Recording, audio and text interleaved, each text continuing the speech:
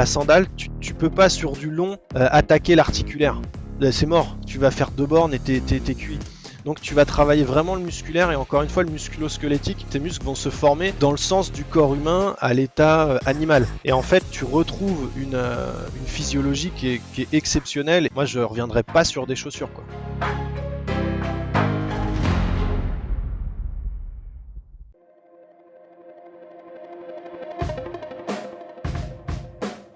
Bienvenue sur Les Frappés, le podcast sur le dépassement de soi et l'aventure. Je suis Loïc Blanchard, entrepreneur, coach et préparateur mental certifié. J'ai été pendant plusieurs années sportif de haut niveau en judo avant de quitter les tatamis pour me consacrer à des sports de plein air comme le triathlon ou partir m'évader sur des treks engagés. Récemment, je suis devenu finisher de la PTL, un ultra-trail de 340 km autour du Mont Blanc organisé par l'UTMB. Depuis la création des Frappés en 2020, j'ai 2 objectifs. Le premier, c'est de vous faire découvrir des univers fascinants, qui font rêver. Avec mes invités, on ira naviguer sur toutes les mers du monde. On participera à des expéditions dans les régions polaires ou en Himalaya. On découvrira l'envers du décor de l'entrepreneuriat et du sport de haut niveau. Et on partira en mission avec des membres des forces spéciales. Le deuxième, c'est de vous aider à croire en vos propres rêves et à passer à l'action grâce au partage de ces invités exceptionnels. On sous-estime largement ce dont on est capable physiquement ou mentalement et je suis convaincu qu'une petite conversation peut déboucher sur de grands changements. On a en moyenne 4000 semaines à vivre sur Terre, alors autant les vivre à fond. Cette semaine, j'accueille Nicolas Cassier pour parler de course à pied minimaliste et de préparation mentale. Ancien ambassadeur de marque qui fabrique des chaussures de course, Nico court aujourd'hui en sandales sur des distances allant jusqu'à 80 km. Il trouve dans cette approche de la course une philosophie qui lui convient, plus de connexion avec la nature, de meilleures sensations, mais aussi plus d'éthique. Personnellement, l'approche minimaliste de la course me fascine pour plein de raisons. D'abord parce que jusqu'en 1970, c'était le mode par défaut quand on courait. Les athlètes de tout niveau, jusqu'aux champions olympiques, couraient pieds nus ou avec des chaussures qu'on qualifierait aujourd'hui de minimalistes. Allez jeter un œil par exemple au parcours de ABB Bikila ou Zola Bud. Ensuite, parce qu'aucune étude scientifique, et j'insiste là-dessus, aucune étude scientifique ne prouve que l'utilisation de chaussures pour courir est bénéfique en matière de performance ou de prévention des blessures. Aucune. Et si vous ne me croyez pas, je vous mets le lien vers un article sur le sujet publié par un chercheur de Harvard. Enfin, parce que je ne peux m'empêcher de penser que le corps humain est une machine aussi exceptionnelle que complexe et optimisée à tout point de vue. Ça me semble donc légitime de se demander si la chaussure de run, invention qui a en gros 50 ans, est vraiment plus adaptée que nos pieds qui sont eux le fruit de millénaires d'évolution. Bref, cet échange avec Nicolas a été juste passionnant et je ne peux que vous inviter à l'écouter et surtout à vous faire votre propre opinion sur le sujet. Excellente écoute à vous les frappés.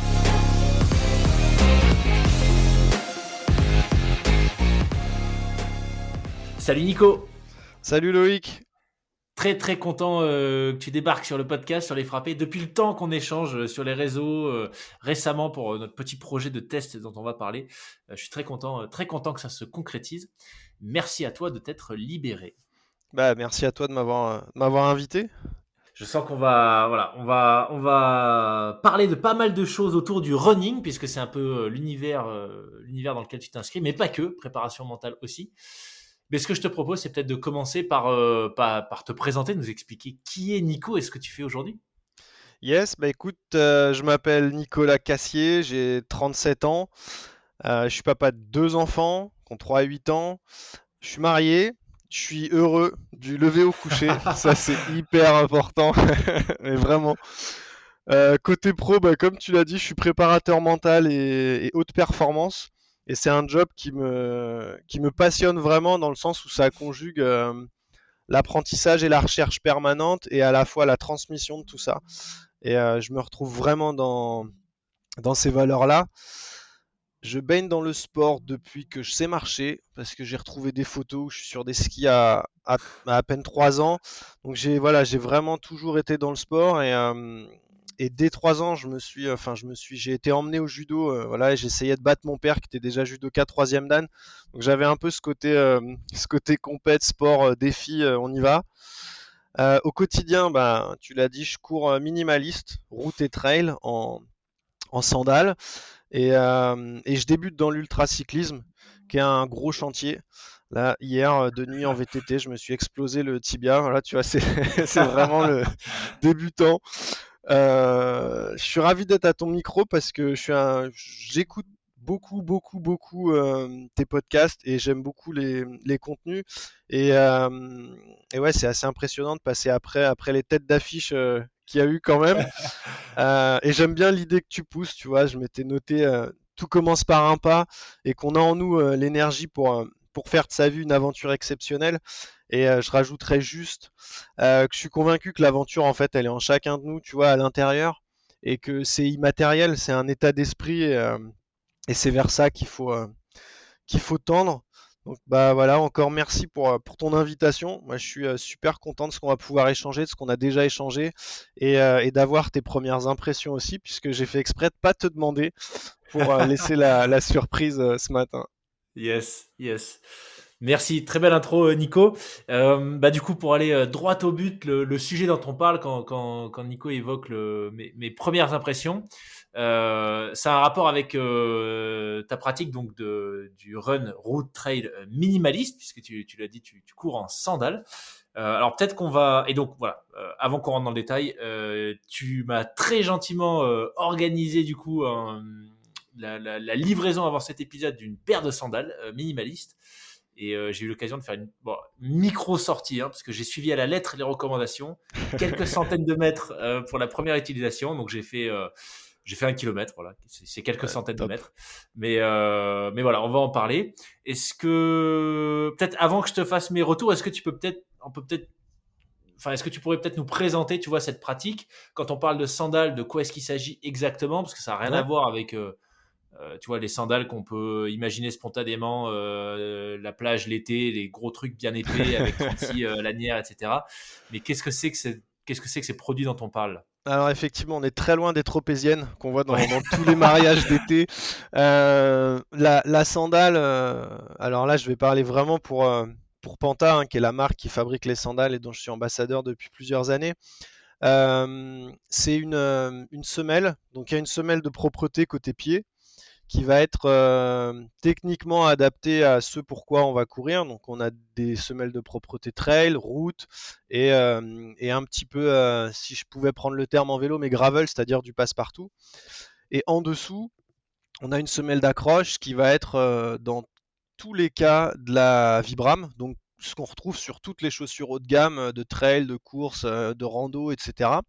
Et donc adapté également à la pratique, donc avec très très peu de crantage sur des semelles route et on peut aller jusqu'à la méga grip. Tu vois, donc c'est des semelles qui accrochent vraiment très très fort et qu'on retrouve sur plutôt des chaussures d'alpinisme ou de trail assez engagées. Donc ça, c'est vraiment une petite semelle qui va faire entre 4 et 10 mm d'épaisseur, voilà, au total. Et ça va être attaché au pied par une lanière sur laquelle on va avoir 3 points d'ancrage. Le premier, il va être entre le gros orteil et le deuxième. Je ne sais pas comment on l'appelle, on va dire l'index des orteils. Je ne connais pas son nom particulier. Et cette lanière, elle va partir de là. Elle va aller jusque sous la malléole externe. Elle va passer dans la semelle. Elle va revenir derrière le talon, s'accrocher sous la malléole interne et revenir sur le coup de pied pour finir par un serrage. L'avantage avec les pantas, c'est que la façon dont on attache les 3 points d'ancrage seront toujours les mêmes, mais on a trois setups différents pour s'adapter aussi à la morphologie de chacun et avoir du confort, puisque il y a des personnes qui vont vouloir vraiment avoir la sangle en diagonale sur le coup de pied, d'autres très droite et d'autres un peu l'entre-deux. Du coup, on a cette souplesse-là qui est hyper intéressante aussi. Yes. Ouais. Et du coup, ouais, donc tu l'as dit, hein, très fin finalement, ça donc rien à voir avec les tropéziennes ou avec des sandales à semelles vraiment épaisses, c'est super fin. Moi, l'impression que ça m'a donné, pourtant j'ai grandi en Nouvelle-Calédonie, donc j'avais plutôt l'habitude des tongs que des chaussures fermées, tu vois. Ouais, Mais je trouve qu'à l'inverse, en fait, là, la différence, c'est que tu as vraiment la sensation d'être pieds nus, ouais, mais tu es protégé. C'est-à-dire que tu as t'as cette semelle d'accroche Vibram qui, en fait, est là. Et à l'inverse d'une tongue, tu vois, t'as pas le sentiment d'avoir le ouais, pied ouais, qui elle fait part corps. ou voilà, Ouais. ça fait corps exactement. Et c'est assez particulier comme sensation. C'est même très différent des Five Fingers. J'avais eu l'occasion de courir en Five Fingers plutôt sur de la route quand je vivais encore en Suisse. Et c'est très englobant au final, tu vois, même si C'est ça. Ça pour reste le une coup, chaussure. Ouais. voilà, ça reste une chaussure. C'est-à-dire que t'as pas la sensation, c'est tout bête, mais du vent dans le pied, enfin, je sais Ouais. pas, des cailloux, tu vois, Mm. voilà, ça reste un truc qui englobe. Donc voilà, en tout cas, je mettrai des liens s'il y en a qui veulent aller voir, mais on parle vraiment d'une pratique de run minimaliste avec très très très très peu d'amorti. Enfin, Il y en franchement, a pas pas. d'amorti en fait, hein. Il y en a pas. Pas d'amorti, pas de protection. Donc l'intérêt, tu dirais que c'est quoi l'intérêt? C'est que ça t'amène à une foulée qui est beaucoup plus économe en énergie, c'est Alors, beaucoup plus l'intérêt, tenable dans la durée. il y en a plein. Comme quand on a commencé à parler, je t'ai dit, ça a changé ma vie. Donc ça, on peut aller très très loin dans l'intérêt que ça peut apporter. Après, je pense que c'est très très intéressant pour tout coureur. Et je pense même encore plus pour un débutant de comprendre la biomécanique de la course en fait. Parce que aujourd'hui, on se dit, beaucoup de gens qui se mettent à courir, c'est autour, allez, 30-35 ans. Enfin, je fais une généralité, mais dans les shops, c'est un peu comme ça que ça se passe. Tu as 30-35 ans, tu as ton boulot, tout commence à se poser, tu as les enfants, t'as pas beaucoup de marge de manœuvre, tu commences, tu te mets à courir. Et en fait, bah, tu as déjà t'as un peu mal au dos, tu as un peu mal au genou, tu as des petites tensions. Et en fait, tu vas chercher la chaussure en disant, bah, je voudrais une chaussure qui me permette de pas avoir mal au genou, de pas avoir mal au dos, d'avoir un bon amorti. Et dans l'inconscient collectif, tu as cette espèce d'état d'esprit de dire il faut de l'amorti pour pas se faire mal, pour être smooth, pour tout ça. Et en fait, on annihile complètement le côté corps humain et le côté bah, Homo sapiens sapiens fait pour courir et avec une mécanique et une ossature qui est parfaite pour la course à pied à la fois courte et longue distance et surtout longue distance. Donc en fait, la sandale, effectivement, t'as aucun amorti, mais le vrai amorti, en fait, c'est une cheville déverrouillée, c'est un genou, c'est une hanche et une attaque plutôt médio-pied, avant-pied, très très légère. Donc tu vas avoir un phénomène de redressement, c'est-à-dire que tu vas courir beaucoup plus droit, avec une amplitude beaucoup plus faible et une cadence plus élevée. Voilà, avec une oscillation verticale qui, comme en chaussure, va dépendre de ton état de fatigue. Ouais. Euh, techniquement, tu vas être ouais, beaucoup plus droit, un petit peu comme quand tu. Alors ça, c'est un peu spécifique, mais quand tu regardes les études de l'évolution de l'être humain avec les débuts de la course à pied, en fait, il y a une posture qui est assez drôle, c'est qu'il courait les paumes vers le haut et les coudes, tu vois, à 120-130 degrés. Et quand tu te mets dans cette position-là, obligatoirement, tu es droit. Et si en plus, t'as pas de chaussures avec 2, 3, 4, 5 et plus de centimètres d'amorti, et ben t'as une attaque médio-pied hyper naturelle et ta cheville fait vraiment ressort. Et après, bon, t'as tout un côté sensation, capteur sensitif, etc. Peut-être qu'on en reparlera plus tard, mais tu te remets droit. À l'inverse, si tu essaies de courir pieds nus tout de suite comme tu cours avec tes chaussures, bah prends rendez-vous chez le dentiste parce que t'as toutes les dents qui vont descendre quoi. Donc C'est c'est clair. c'est un peu l'idée, hein, mais c'est ouais, c'est physiologiquement, ça te remet dans l'axe direct. Ouais. C'est incroyable comme truc, mais comme si là, tu prends quelqu'un qui est habitué à courir depuis 10 ans en amateur, tu lui enlèves les chaussures, tu le mets sur une pelouse, tu le mets à courir, tu analyses la foulée, elle est super différente. Ouais, complètement. Bah, de toute façon, tu le sens tout de suite, hein, parce que moi, quand j'ai commencé la course à pied, tu vois, voilà, j'étais dans cette croyance, il faut de l'amorti, machin. En plus, je suis un gabarit lourd, donc j'étais parti sur une marque que je vais pas citer, mais très très épaisse, tu On vois, la avec un connaît, amorti j'ai couru avec monstrueux. aussi pendant longtemps. Voilà. Et en fait, je m'en étais absolument pas rendu compte puisque je m'étais jamais renseigné, j'avais pas été accompagné par un spécialiste ou quoi. Mais ouais, je plantais le talon, tu vois. C'est-à-dire, je Ah plantais le ouais, talon et comme je sentais rien, bon, ça m'a déclenché un TFL après Saint-Élion, je crois. normal. Là, j'ai commencé à m'enseigner sur le sujet. J'ai découvert un peu, bah voilà, tous les revers de la médaille, en gros, des amortis énormes qui font que tu n'as plus du tout une foulée naturelle parce que tu sens plus rien en fait. Et j'ai complètement switché. Je suis passé sur du zéro drop, alors pas forcément minimaliste tout de suite, mais du zéro drop. Et avec une foulée beaucoup plus médio pointe, comme tu dis. Et en fait, ce qui est intéressant, c'est que là, quand j'ai essayé les Panta, donc les sandales, sur un terrain pour le coup méditerranéen, tu vois, donc vraiment dans la philosophie de la marque, puisqu'ils mettent beaucoup en Le avant top. cette, Ouais. voilà, tu vois, Ouais, ouais. l'histoire grecque des sandales, voilà. Bah, j'ai fait quelques tests en trottinant, tu vois, en essayant d'avoir une foulée autre que médio avant-pied. Franchement, c'est impossible. Ah C'est-à-dire non, que en c'est. fait, la sandale te rappelle tout de suite à Ah l'évidence bah, que tu ne peux pas courir c'est sur ton le talon, gardien. quoi. C'est Ouais, c'est impossible. clair. C'est impossible. Donc, mais ça, c'est intéressant parce que ça veut dire quelque part, tu as immédiatement les mauvais gestes ou les mauvaises habitudes qui sont entre guillemets pointés du doigt par la sandale parce qu'en fait, Mm. c'est juste ça pardonne pas quoi. C'est tout de suite, tout de suite.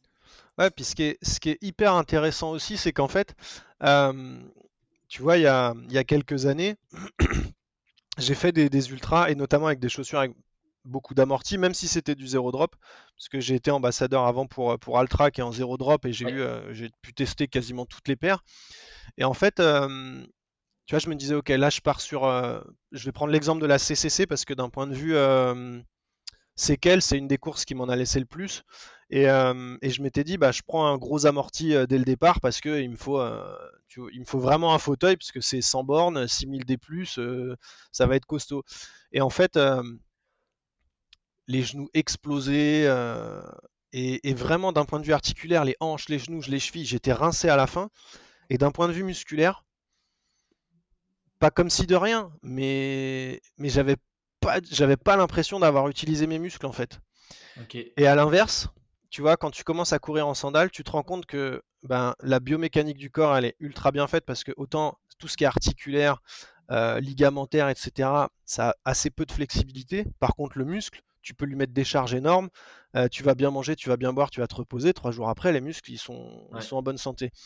Et la sandale, il y a vraiment ce côté-là aussi. C'est-à-dire que la sandale, tu peux pas sur du long attaquer l'articulaire.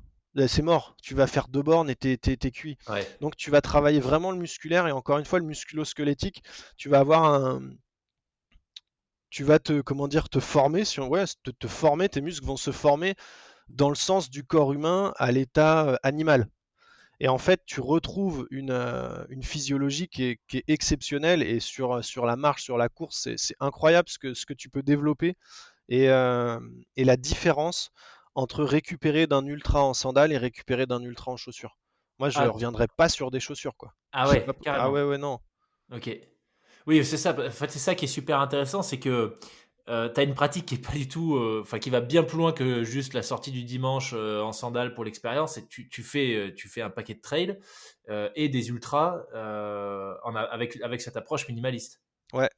Bah, après, ultra, là, avec Dossard, ça n'a pas dépassé les 80 km, mais ça commence déjà à faire des belles distances quand t'as les pieds à l'air, quoi. Ouais. C'est clair, c'est clair. Ça me fait penser, tu vois, par rapport à ce que tu dis, à la biomécanique ou après, je fais attention hein, parce que moi, je suis pas du tout un expert sur le sujet et j'ai cru comprendre il y a pas vraiment, en fait, il y a aucune étude. J'ai lu plusieurs fois et tu me dis si je me trompe, mais qu'il y a aucune étude qui prouve que d'un point de vue performance, d'un point de vue biomécanique, il y a un avantage à courir avec des chaussures, avec amorti, etc. Les chaussures, en gros, ce que Nike a inventé dans les années 20-30. Ouais. Euh, mais est-ce qu'il y a des études scientifiques qui prouvent que finalement un retour à quelque chose de beaucoup plus minimaliste, c'est bénéfique dans la durée? Alors, des études, honnêtement, j'en sais rien. Par contre, il y a une chose qui est sûre, c'est qu'il y a enfin, il y a un vrai engouement. Il y a peu de gens qui sont sensibilisés au minimalisme, mais vraiment pratiqué correctement, pas le minimalisme marketing, j'ai envie de dire. Le Ouais. minimalisme, pourquoi je le fais? Parce que c'est vraiment toujours la base, hein. Pourquoi je le fais, ce que je vais développer. Et en fait, tu vois, là actuellement, je coach des athlètes qui sont jeunes, mais qui sont extrêmement performants en athlée. Et, et comme j'ai un parc test de sandales et qu'on en a parlé, je vais leur faire faire, enfin je vais leur faire faire, ils vont le faire, hein, mais je vais aller sur des grosses séances d'entraînement et tu vois, le petit jog de récup, bah, ils vont pas le faire en chaussures, je vais leur mettre une paire de sandales au pied et on va travailler à la fois sur la sensation, à la fois sur ce que ça développe aussi mentalement, parce que moi j'ai aucun apport, enfin je suis pas préparateur physique, je suis uniquement un préparateur mental, et travailler sur la sensation, sur le recalibrage, parce que comme tu le disais tout à l'heure, dès que tu les mets, tu switches. C'est-à-dire que tout ton corps qui est vulnérable, enfin, tu vois, tu retrouves un peu ce côté proie, ce côté vraiment animal en fait, de juste ce qu'on est, un animal tout simple dans la nature. Parce que aujourd'hui, on a des bagnoles, on a des fusils, on a ça, c'est c'est bon, c'est fait, on est les rois de la terre. Mais, euh, mais une fois que tu te retrouves pieds nus de nuit dans une forêt et que tu entends trois chouettes, t'as 99% de la population qui est pas bien, tu vois. Donc, t'as vraiment, quand tu te mets comme ça justement dans cette condition de proie, de sensibilité, et même émotionnellement, c'est très fort. Ton corps, il se rééquilibre comme il doit, comme il doit être, ou comme il est en tout cas vraiment très profondément ancré au fond de nous. Et ça, c'est vraiment intéressant. Donc, des études qui le prouvent, je pense pas. Maintenant, quand tu regardes les gars qui s'entraînent sur les hauts plateaux en Éthiopie, au Kenya, je parle pas des stars qui ont, qui ont quand même des bons équipements, même si des fois je trouve que c'est encore pas assez pour certains de ces coureurs-là. Mais quand tu regardes les enfants qui vont à l'école, tu vois les mecs qui vont en stage au Kenya, ils disent ouais, on a fait un footing à 15 à l'heure, et que tu as les gamins qui les dépassent pieds nus, ou tu vois sur le bord de la route avec l'uniforme et le cartable. Et là tu te dis ben en fait la biomécanique, nous, on est dans nos pays soi-disant développés avec des super chaussures, des super amortis, mais voilà, il n'y a pas d'études encore une fois, Ouais, mais le corps humain, enfin, il a des milliers d'années d'évolution. Euh, le caoutchouc, il a ouais, 100 ans, quoi. Tu vois, ouais, donc non mais c'est clair. l'étude, elle sera intéressante et elle Ouais, montrera que finalement, c'est comme, en fait, tant que t'es pas sur l'ultra performance et l'ultra haut niveau, bah, on se rendra compte que bien évidemment, c'est sûr que pieds nus, t'es mieux. ouais, Après, forcément, quand tu vois le marathon de Paris ou des grosses compétitions, bah, c'est comme un peu en vélo, c'est-à-dire que quand tu as des semelles carbone qui te redonnent de l'énergie, qui te font voler, ben, forcément, tu as une différence de résultat. Mais sur la cause, sur la personne, je pense que c'est bien mieux d'être à plat, quoi. ouais, ouais. Bah, il y a plein d'exemples intéressants dans, forcément, j'imagine que tu l'as lu, Born to Run, Ah bah, qui est un plus peu, d'une fois. ouais. Là, je sais pas, moi j'ai lu un peu que celui-là sur l'approche minimaliste de la course, mais est-ce que tu dirais que c'est vraiment le livre d'intro par lequel il faut commencer si on Ah ouais. s'intéresse à ce sujet? Ouais. C'est même Ouais, le livre d'intro quand tu commences à courir, parce que on est trop vite, on est trop vite envoyé on est trop vite dans le marketing. Aujourd'hui, tu veux faire un truc, tu ouvres Insta, tu tapes hashtag ce que j'ai envie de faire ou envie d'être ou envie de quoi. Tu regardes les trucs, tu fais ah lui il est stylé, ah lui il est stylé, boum. Et là c'est que de l'image, c'est que du marketing. Et toi qu'est-ce que tu fais? Tu vas dans un magasin et t'as pas encore demandé ce qui va être bon pour toi, que tu sais déjà qu'il y a des trucs, même si c'est bon, tu vas pas les prendre parce que ça te correspond pas, parce que c'est un, tu vois, on vit dans un monde où c'est un peu comme ça. Et, euh, et Born to Run, ce que j'aime beaucoup, c'est que quand ils décrivent Caballo Blanco, il a des vieilles sandales pourries, et on parle de sandales de rando des années 80, voilà, et il vit avec deux bidons, deux bidons de plastoc dans une petite cabane au fin fond des Barrancas, là, des canyons du Mexique, et il court et il mange de la farine de maïs, des galettes de maïs, et ce qu'il trouve, et, euh, et ça va. Et quand après tu découvres le peuple, les Tarahumaras, là, tu fais ah ouais, les gars, là, ouais, leurs chaussures, c'est un morceau de pneu avec une lanière de cuir qui se transmettent de génération en génération, et ils courent 100 bornes par jour, et ils sont en pleine forme. Bah ouais. ouais, et tu te dis, bon, bah là, du coup, je repars à zéro. Et avec toute l'explication que tu as dans le bouquin, je pense que c'est un. Tout coureur doit lire Born to Run. Ouais. Ouais, clairement, je suis assez d'accord. Je mettrai le lien. Moi, ça m'avait vraiment marqué. Et c'est pas de la fiction, hein, les Tarahumara. J'avais échangé, j'ai eu plusieurs invités qui ont fait un ultra organisé avec les Tarahumara. Ouais, bah, il y en Nahuel a. Passera, je crois qu'il y est allé. Maria, je crois qu'elle y est allée aussi. Enfin, je mettrai les liens de ces épisodes, mais il y a un Français qui organise un ultra avec les Tarahumara.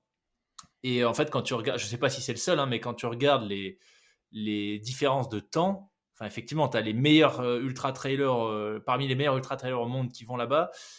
et qui Ah assez bah ils sont régulièrement se font surpris. fumer en fait par des gens Ouais. qui courent en sandales et voilà qui Et ont en jupe, enfin un et espèce en de jupe. Ouais. bagne très très particulier, très tradi.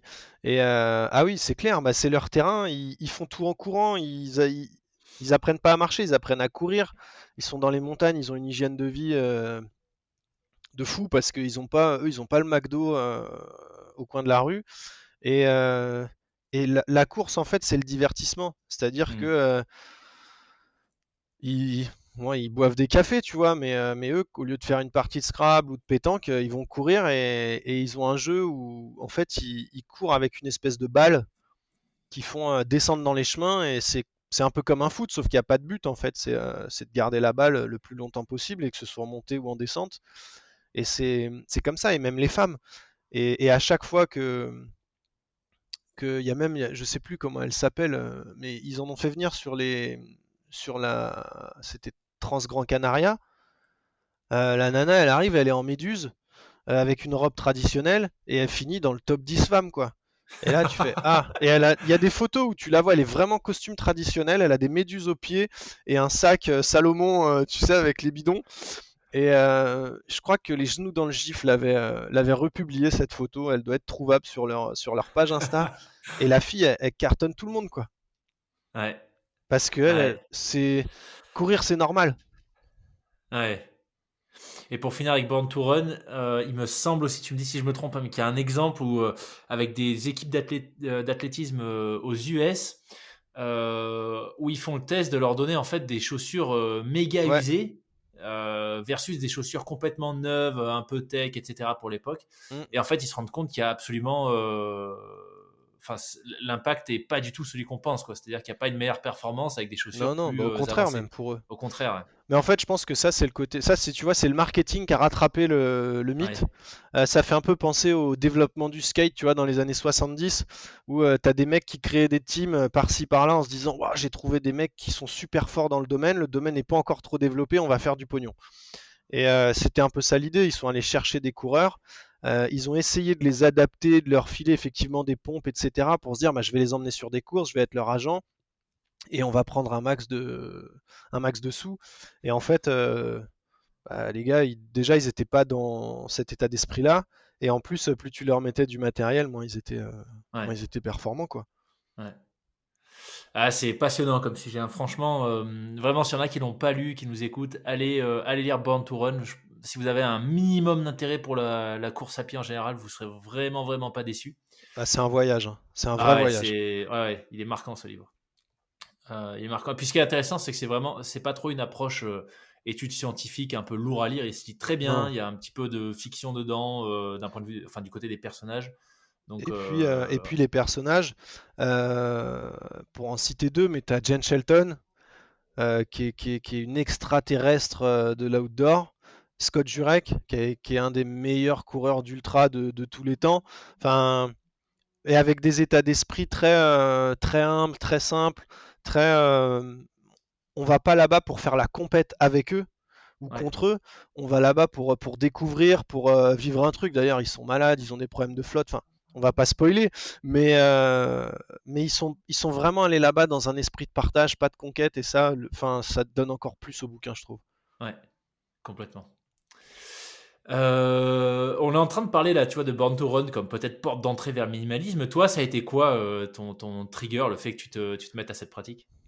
En fait, c'est assez, je pense, que c'est un chemin, c'est un chemin qui vient pas forcément que du running. J'ai eu une vie de sportif haut niveau jeune avec une grosse blessure qui m'a fait arrêter ma carrière et mais très très C'était jeune, au quelle tout début en discipline? fait, handball. Hand. Ah ouais, ok. Et et ouais, cette blessure, elle est arrivée juste au moment où tu passes quasiment pro quoi. Enfin, je signais un contrat, je commençais à vraiment monter dans le truc et et grosse blessure. Et en fait, j'avais toujours été passionné, mes parents m'ont emmené en montagne, j'ai une hypersensibilité au bout du nez parce qu'ils m'ont emmené en montagne et malgré la crème, j'ai cramé. Du coup, dès que je prends le soleil, j'ai le nez rouge. Heu, tu vois, ils m'ont toujours emmené en montagne et jusqu'à l'adolescence, j'avais plus envie, j'avais pas envie. Je disais: «Oh la montagne, non. Et puis j'ai commencé à découvrir ce que c'était la montagne.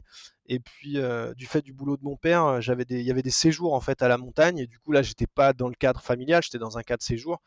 Et je suis parti faire de l'escalade, du canyoning, je suis parti faire de l'alpinisme, de l'école de glace, le tour du Mont Blanc, et je suis tombé amoureux de la nature en fait, du voyage, de l'aventure. Et je me projetais, tu vois, dans les bouquins de Sylvain Tesson, dans les bouquins d'Alexandra Davinel, et j'étais là, ouais, je vais partir faire le tour du monde. J'avais des atlas, je traçais des lignes partout et tout, et je me disais, faut que je parte, faut que je parte, faut que je parte, faut que je parte. Mais les il faut, ça marche pas. Et puis tu as la vie qui avance, et puis tu trouves un boulot, et puis à un moment tu vas avoir ton appart, enfin, commun des mortels aussi. Et, euh, et en fait, je crée mon identité d'aventurier en achetant tout le matériel, mais pas forcément en l'utilisant comme il faudrait, tu vois. J'avais vraiment, tu vois, je faisais un boulot où je gagnais plutôt bien ma vie, et, euh, et en fait, j'avais tout, j'ai tout. Enfin, j'en ai revendu mais des tonnes. Et à un moment, j'ai fait du vélo, je fais beaucoup de vélo. Je suis parti, là, j'ai traversé, j'ai fait une grande traversée de Paris jusqu'à la Méditerranée. Je suis remonté en vélo tout en autonomie avec les grosses sacoches et tout, un peu à l'ancienne.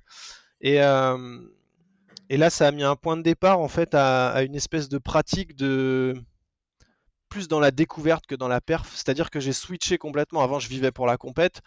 Et maintenant, pour moi, la compète, c'est bref, partez les gars. Tu vois, on fait un petit trail et on part comme des gamins et je m'en fous. Enfin, il y a zéro pression, je m'éclate et c'est le principal. Mais voilà, il y avait ce contexte-là. Et puis, en fait, en revenant de ce voyage, j'en prépare un deuxième. J'avais écrit un petit bouquin que j'ai vendu pour payer un deuxième voyage qui finalement s'est fait un peu différemment parce que j'ai rencontré ma femme. Enfin, c'est une histoire, hein. Je pense qu'il y a un bouquin à écrire peut-être. Mais à ce moment-là, je réfléchissais, je me disais quand même, le vélo, d'un point de vue animal, enfin, je suis très dans l'animalité, c'est peut-être bizarre, mais je suis très dans l'animalité. Et le vélo, il me limite. C'est-à-dire que si je dois traverser une rivière et qu'il n'y a pas de pont, je pourrais pas traverser le vélo, tu vois. Et je me disais, ok, comment il faudrait que je sois? Et là, je me suis dit, bah, enfin, faut que je sois vulgairement à poil, quoi. Faut que j'ai rien, faut que j'ai juste moi et mes vêtements. Et du coup, j'ai dit, ok, ben, qu'est-ce qui peut m'amener là-dessus? Et c'est là que j'ai commencé à courir. Donc, comme tout le monde, j'ai commencé à regarder et tout. Et dès le début, vraiment dès le début que j'ai commencé à me mettre à courir vraiment régulièrement et tout, bon, j'avais une paire de running. Et dès que je commence à me renseigner, je dis, waouh, je vois un truc sur des gars qui courent en minimaliste, tu vois. À l'époque, c'est Merrell qui faisait les Trail Gloves, là, c'était les premières. Et je me dis, ouah, c'est ça que je veux courir comme ça, comme un animal, quoi. Je vais dans une boutique de running à Paris où elles y étaient. Et le gars, je lui dis, bah moi, je débute, je veux faire du trail. Et il me dit, non, non, tu prends pas ça, c'est pas pour les débutants. Je pense que c'est le pire conseil qu'il ait pu donner. Mais parce que du coup, j'aurais commencé comme ça et j'aurais développé ça, tu vois. Du coup, il m'a mis sur une autre paire, j'ai commencé à courir. Alors, tendinite, des petits bobos, des petits machins, comme tout le monde, parce qu'on veut aller trop vite, on veut forcer trop vite. Et de fil en aiguille, par le réseau, etc., je suis devenu ambassadeur pour Altra. J'ai rencontré plein de monde. C'est une aventure de dingue. Et de nouveau, un gros switch dans ma tête où je me dis, ok, là, c'est super cool. Matériellement, j'ai ma veste machin, j'ai mes chaussures super top. Elles sont mortes, j'en ai déjà deux autres qui m'attendent, deux autres paires. Enfin, et là, je me dis, ok, matériellement, c'est top. Maintenant, ces pompes-là, pourquoi je cours?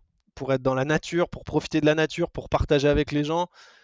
Et là, il y a un truc qui colle pas, tu vois, dans le sens où, ok, donc je vais profiter de la nature avec des pompes qui ont déjà fait le tour du monde, qui ont été fabriquées par des gens qui les mettront jamais et qui finiront à la poubelle, peut-être même pas utilisées comme il faudrait ou usées autant qu'elles pourraient, parce que j'en ai déjà d'autres paires qui m'attendent et que je rentre dans un truc qui est pas moi. Et puis à côté, je développais toujours ce truc de l'aventure, faut que je parte, faut que je parte, faut que je parte. Et encore une fois, comme les il faut, ça marche pas. J'ai dit ok, je reviens aux bases. À l'origine, je voulais être minimaliste. Donc j'avais déjà eu quelques paires de sandales, notamment de la marque Luna, hein, qui a été créée après Born to Run. Et là, je me remets dans les recherches et tout. Je tombe sur Panta. Et là, il y a un flash. Je les contacte, mais direct. J'avais pas acheté la première paire, je leur avais déjà fait un mail et tout. Et je prends une paire de trail, je les mets, je vais courir. Et là, waouh, tu vois, la Vierge, enfin le truc incroyable. Et je me dis, c'est ça. Là, je suis à ma place. Là, je suis dans ce que je te disais en intro. Et là, je, il y a un truc qui se passe en mode, putain, mais cette aventure que je cherche à l'autre bout de la terre, elle est là en fait. Elle est à l'intérieur. Elle est partout. Je peux vivre l'aventure en sortant de ma maison, alors que depuis 5 à 10 ans, j'avais tout le temps envie de déménager, j'avais tout le temps envie de partir habiter dans le sud, là où il y avait des montagnes. Mais en fait, non, là, je mets mes sandales, je passe la porte, et l'aventure, déjà, je suis en train de mettre mes sandales, l'aventure, elle commence. Et du coup, ça a créé un truc de dingue. Et j'échange, et puis je deviens ambassadeur Panta. Ce qui est top, c'est que les semelles Vibram, elles sont fabriquées en Italie, les sangles, elles sont européennes, et les sandales, elles sont fabriquées à moins de 900 bornes de chez moi. Donc là, j'ai plus ce sentiment de me dire, bon, ben, les pompes, je ne saurais jamais comment elles sont fabriquées, ni par qui, ni comment, ni ce que ça a comme impact écologique, etc. Et en plus, le transport, enfin, voilà. Donc là, c'est du local, avec une éthique et un état d'esprit vraiment tourné autour de l'environnement, du bien-être et du lien social. Et pareil, au niveau des vêtements et tout, je commence à dire, eh, c'est bon, un short, c'est un short, un t-shirt, c'est un t-shirt. Et en fait, j'en suis venu comme ça. Et ça, c'était ça doit faire 3 ans. 3 ans que je suis ambassadeur Panta. Et ça doit faire vraiment 4 ans que je cours uniquement en sandales, quoi. Les chaussures, je les ai Waouh. remises. Franchement, si je les ai remises 3 fois, c'est grand max. C'est grand max. Ok. Elles sont au fond du placard. J'en ai donné. Il me doit me rester 2 paires et celle pour aller au boulot, Excellent. mais c'est tout. Excellent. Et tu parlais de durabilité, juste avant que j'oublie, ça me fait penser à quelque chose. Je sais pas si enfin si tu dois commencer à avoir assez de recul quand même sur la durabilité des semelles, mais j'ai vu une marque, alors c'était pas Panta, c'était une autre, qui garantissait 5000 miles de durée de vie. Donc 5000 miles, pour que les gens se rendent compte, ça fait 8000 bornes, 8000 km. Ouais, C'est impossible. Déjà, si tu arrives à avoir une paire de pompes de run qui tu vont les feras jusqu'à pas. 800 km, déjà 800, tu Ouais. vois, franchement, c'est beau. Mais 8000, c'est quoi pour toi, en fait Enfin, tu Alors, l'as remarqué, ça déjà, que la durée de vie est beaucoup plus importante ou pas en fait, nécessairement? alors par rapport à la garantie des 8000, c'est purement marketing. C'est comme de dire je garantis ma voiture à 1 million de kilomètres. De toute façon, on sait très bien que 95% des clients vont la garder 100 000. Donc, Ouais, tu vois, l'argument, on peut le mettre de côté. Mais au-delà de ça, les sandales, c'est une question qu'on me pose très souvent. Parce que, effectivement, ouais, ça dure combien de temps? Bah, en fait, ça dure le temps que tu décides. Ou que ton pied passe à travers la semelle. Mais il n'y a pas d'amorti, il n'y a pas de mèche.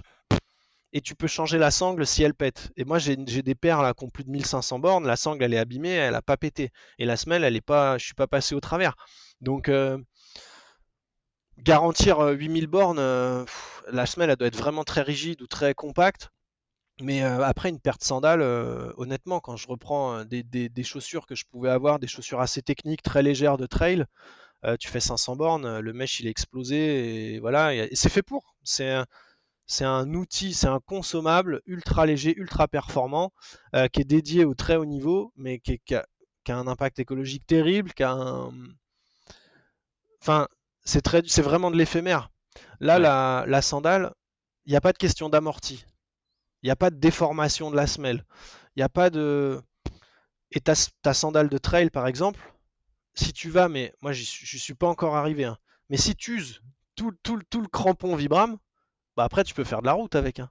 Enfin, tu hmm, vois, il y a aucune limite. Il y a aucune limite. Franchement, il y a des gars qui courent en penta, des femmes qui courent en penta. Je connais personne qui est allé au bout d'une paire. ouais, Quand je dis au bout, c'est vraiment la semelle qui se trouve ou quoi. Après, de temps en temps, j'ai vu une fois tu vois, le point d'ancrage, il est au niveau du gros orteil.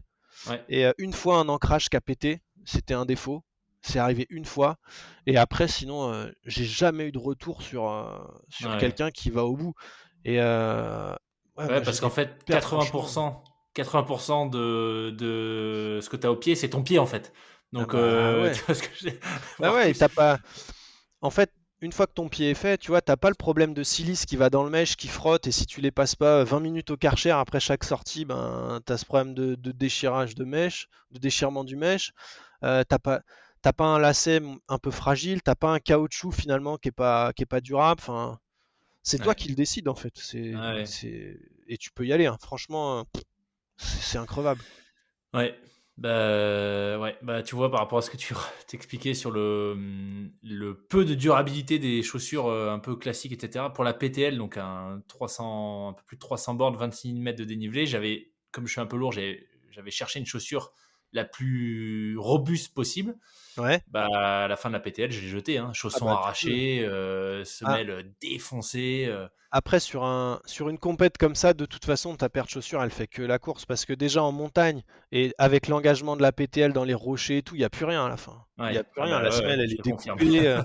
Bah, même Et quand encore, tu j'avais pars. deux paires. Et encore, j'avais deux paires. C'est-à-dire que j'ai alterné au milieu, tu vois. Ah oui, avec Et la le. paire que j'ai D'accord. portée le plus, elle est quand même flinguée, hein. Ah, mais c'est Donc, sûr. C'est sûr. ouais, Après, en plus, t'as quand même. Tu le disais, t'as un gabarit qui est costaud. Mine de rien, tu as quand même de la charge avec tout le matos obligatoire que tu as ouais, sur le dos. Et en plus, tu es sur des terrains. La chaussure de trail, elle est faite pour. Allez, je sais pas quelle marque c'était, mais beaucoup de chaussures de trail, elles sont pensées pour des sentiers américains, tu vois. Donc, dans la ouais, montagne, nickel, mais balayé. ouais, Et là, ouais, tu es dans les rochers, tu es dans des lapias, sur des lames de rasoir tout le temps. Donc, forcément, les pompes, elles tiennent pas, quoi. ouais. Yes. Super intéressant. Alors, ça fait plusieurs fois que tu cites Panta. Je précise que l'épisode n'est pas sponsorisé par Panta, mais je trouve que la philosophie est vraiment intéressante. Du coup, est-ce que tu pourrais peut-être nous en dire un peu plus sur ce qui, toi, t'a marqué quand tu as découvert cette marque? Puisque tu disais que tu avais eu d'autres sandales avant, etc. Mais qu'est-ce qui fait que tu as accroché tout de suite? Et comment est-ce qu'il se positionne dans l'univers du running minimaliste? Alors, au niveau, qu'est-ce qui fait? Ouais, je vais le faire dans ce sens-là. Qu'est-ce qui fait que j'ai accroché? Le local. Vraiment, le local, c'est trop bien. Enfin, je trouve ça génial. La façon dont on a abordé les choses, c'est que tout de suite, on a échangé, tout de suite, ça a répondu. Et il y a un lien qui s'est fait au niveau des idées. Après, on est tous différents, mais là, on matchait bien. Et, euh, et au niveau de la marque, euh, j'adore l'identité de la marque.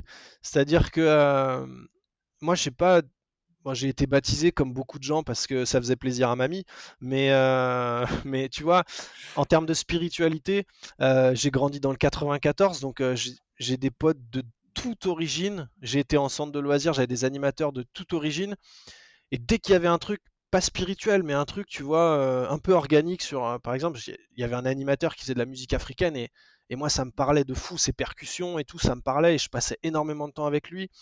Et après, je suis devenu animateur, éducateur et il n'y a pas un soir où pendant le ramadan, je mangeais chez moi, j'étais tout le temps invité, j'étais toujours baigné dans des cultures différentes. Et, euh, et en fait, je pense que ça peut paraître bizarre, mais j'ai développé ma propre spiritualité. Tu vois, à côté, je joue du didgeridoo depuis 20 ans. C'est un instrument aussi que j'ai découvert. Je sais pas si tu connais, mais voilà, c'est un instrument vraiment très tribal, aborigène. C'est un des plus vieux instruments à vent du monde, où on travaille beaucoup sur la respiration et tout. Et, euh, et en fait, tout ça, je me suis construit dans un espèce d'une mélasse un peu spirituelle à ma sauce.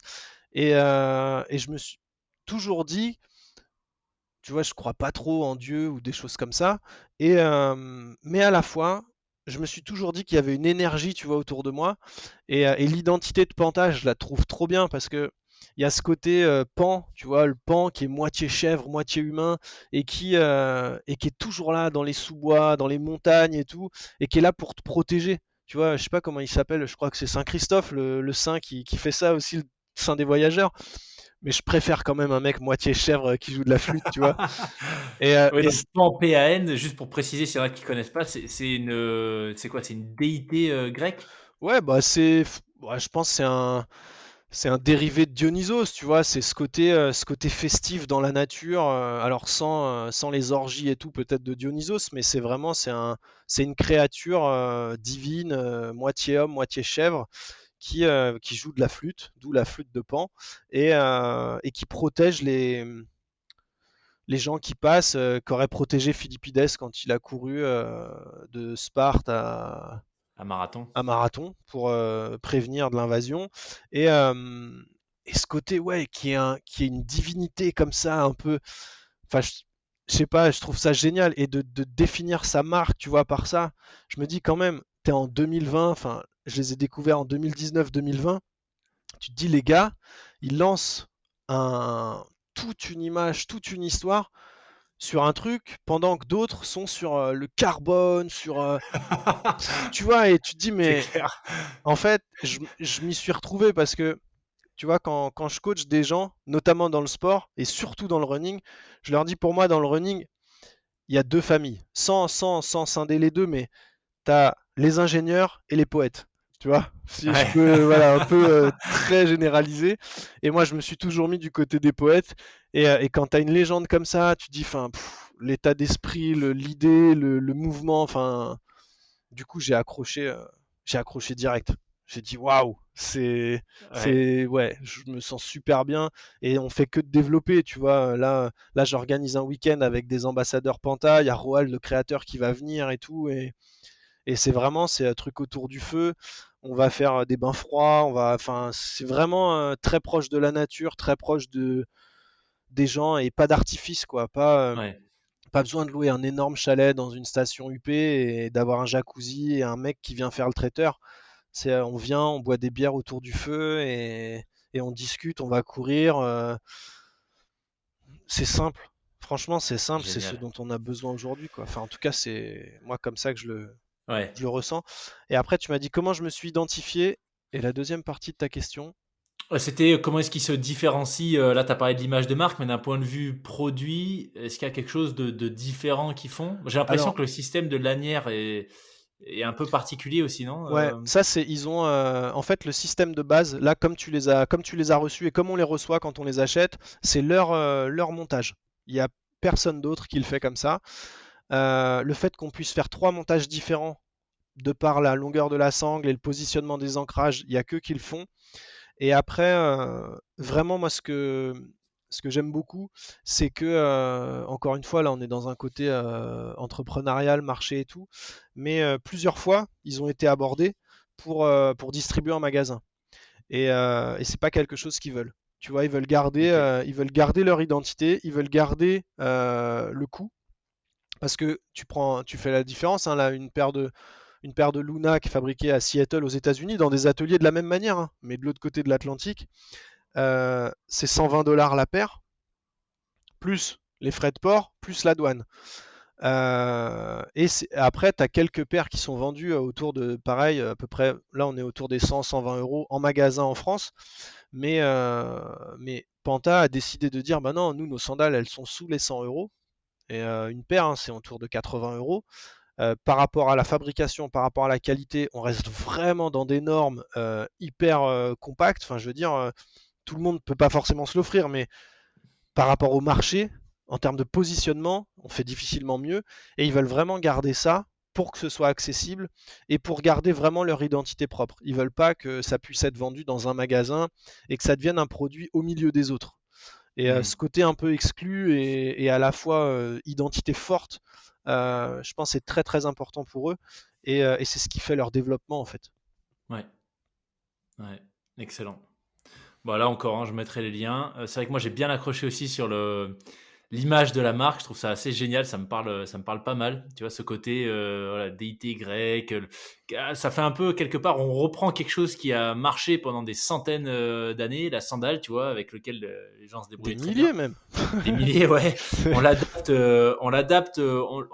met un petit peu d'innovation avec des semelles. Voilà, on court pas sur du cuir, hein, c'est des semelles Vibram, comme tu le disais, qui est juste sur la plupart des très bonnes chaussures, quelle que soit la pratique. Et on fait un produit voilà, simple, abordable, local pour ceux qui sont en Europe. C'est vrai que je trouve ça assez sympa comme positionnement. La pratique, donc tu disais que toi, ça n'a pas été genre un trigger où tu t'es dit d'un coup, un peu comme moi, tu vois, blessure, j'arrête les méga épais et je passe à l'ultra fin. Enfin, minimalisme, ça a été plutôt quelque chose de progressif et de global.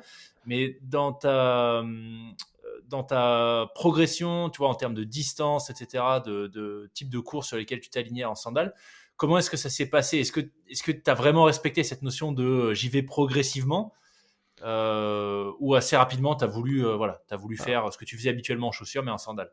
Alors le j'y vais progressivement chez moi, il est, il est assez particulier. Quand j'ai une idée, tu sais, c'est un peu la lubie. Bon, je pense que c'est très masculin aussi ce genre de truc, tu sais, où ouah, j'ai vu un truc, ouah, je me mets à fond, je prends tout ce que je peux, je lis, je passe des heures dessus. Enfin, ça c'est. Maintenant, je me suis calmé, mais ma femme disait ah ça y est une nouvelle lubie, ah tu vois, et j'en rigole maintenant. Mais en fait, il y a quand j'ai commencé avec Panta, vraiment à courir régulièrement en sandales, ça devait être en début d'année. Et avec Romain, donc enfin vraiment c'est comme mon frère, hein, on n'est pas frère de sang, mais on est frère d'âme, de conneries, de tout. Et, euh, et on s'était dit on va s'inscrire à l'Ultra Vilain. L'Ultra Vilain, c'est un 80 km sur, je crois que c'est l'estuaire de la Vilaine qui se jette dans l'Atlantique, au-dessus de, au-dessus de la Baule. Ouais, je crois que c'est ça géographiquement. Et un super ultra avec pas mal de dénivelé, avec des passages d'énormes ponts et tout. Enfin, un truc est assez technique. Et ça, c'était en octobre. Et secrètement, j'avais fait un peu ma bas de cave, tu vois, et j'avais dit, je vais y aller en sandales. Et ce 80 km là, ça va être mon premier trail vraiment costaud en sandales. Et donc, je me suis entraîné toute l'année avec plus ou moins de progressivité, mais là, je saurais pas te dire combien de séances en pompe, combien de séances en sandales, mais beaucoup plus en sandales qu'en chaussures, parce que j'étais vraiment déterminé à faire cette course comme ça. Et donc au mois d'octobre, j'arrive là-bas, ses parents habitent pas loin, et on pose les valises. Et en fait, la veille de cette course, il y a une énorme tempête. Il y avait des arbres partout, tout était cassé, il pleuvait des cordes et tout. Et là, tu vois, je me dis, waouh, ça fait 9 mois que je me prépare à courir en sandales. Et là, le terrain, il est pas du tout prêt pour. Enfin, et finalement, le matin, on arrive vers 4h30 au départ. 4h, 4h30. J'avais mis mes sandales sans chaussettes, il faisait super froid. Et je me dis, waouh, ok, là, ok, je vais mettre une paire de chaussettes, tu sais, les chaussettes à orteils là. Et je pars avec, et je dis à ses parents qui faisaient l'assistant, je leur dis bah on garde une paire de chaussures en refill au cas où, parce que avec la tempête qu'il y a eu, il y avait en plus c'était la saison des châtaignes, il y avait des bocs de châtaignes mais absolument partout. Et, et je dis ouais bon. Et en fait 1 km, 5 km, 10 km, 20 km, 30, 40, 60, on arrive au dernier ravito qui doit être à 65. Et je dis, ben, c'est bon, enfin, ça va le faire, quoi. Et je finis, on finit, je sais pas, on a dû finir en 11 heures, tu vois, mais sous la tempête, frigorifiée, et ça s'est fait en sandales. Et de là, après, de là, je crois que j'ai jamais remis mes chaussures, quoi. Waouh, Quasiment, ouais. énorme, énorme. Ok, ok. Mais du coup, tu dirais, tu vois, parce que quelqu'un qui s'y mettrait soudainement, c'est quoi qu'il faut prendre en compte? Est-ce qu'il y a des points sur lesquels tu t'alerterais quand même les gens, où il faut être vigilant? Est-ce que, tu vois, moi je cours beaucoup sur terrain pierreux. Est-ce qu'il y a des choses particulières En fait, ce qu'il faut prendre en compte, c'est que la sandale, tu as tout un complexe musculo-squelettique et tout un complexe mental. Et je pense que si tu débutes, honnêtement, si tu débutes, tu peux partir sur du minimaliste parce que de toute façon, tu vas pas mettre de charge au début. Tu vas pas aller faire des trucs ultra intenses et du coup, tu vas pouvoir développer tes qualités physiques et développer tes qualités mentales. Quand je dis qualité mentale, c'est vraiment en rapport à, au toucher de sol, à la visualisation du terrain, tu vois, à tout ça, à tous les réflexes de, bah, comme on dit tout le temps, tu tapes jamais de cailloux, tu t'es jamais explosé le gros orteil, t'as jamais d'épines, t'as jamais de cailloux qui se mettent sous la semelle et tout. Et ça, je pense, que c'est tout un complexe global. Et finalement, on n'est pas du tout gêné avec ça.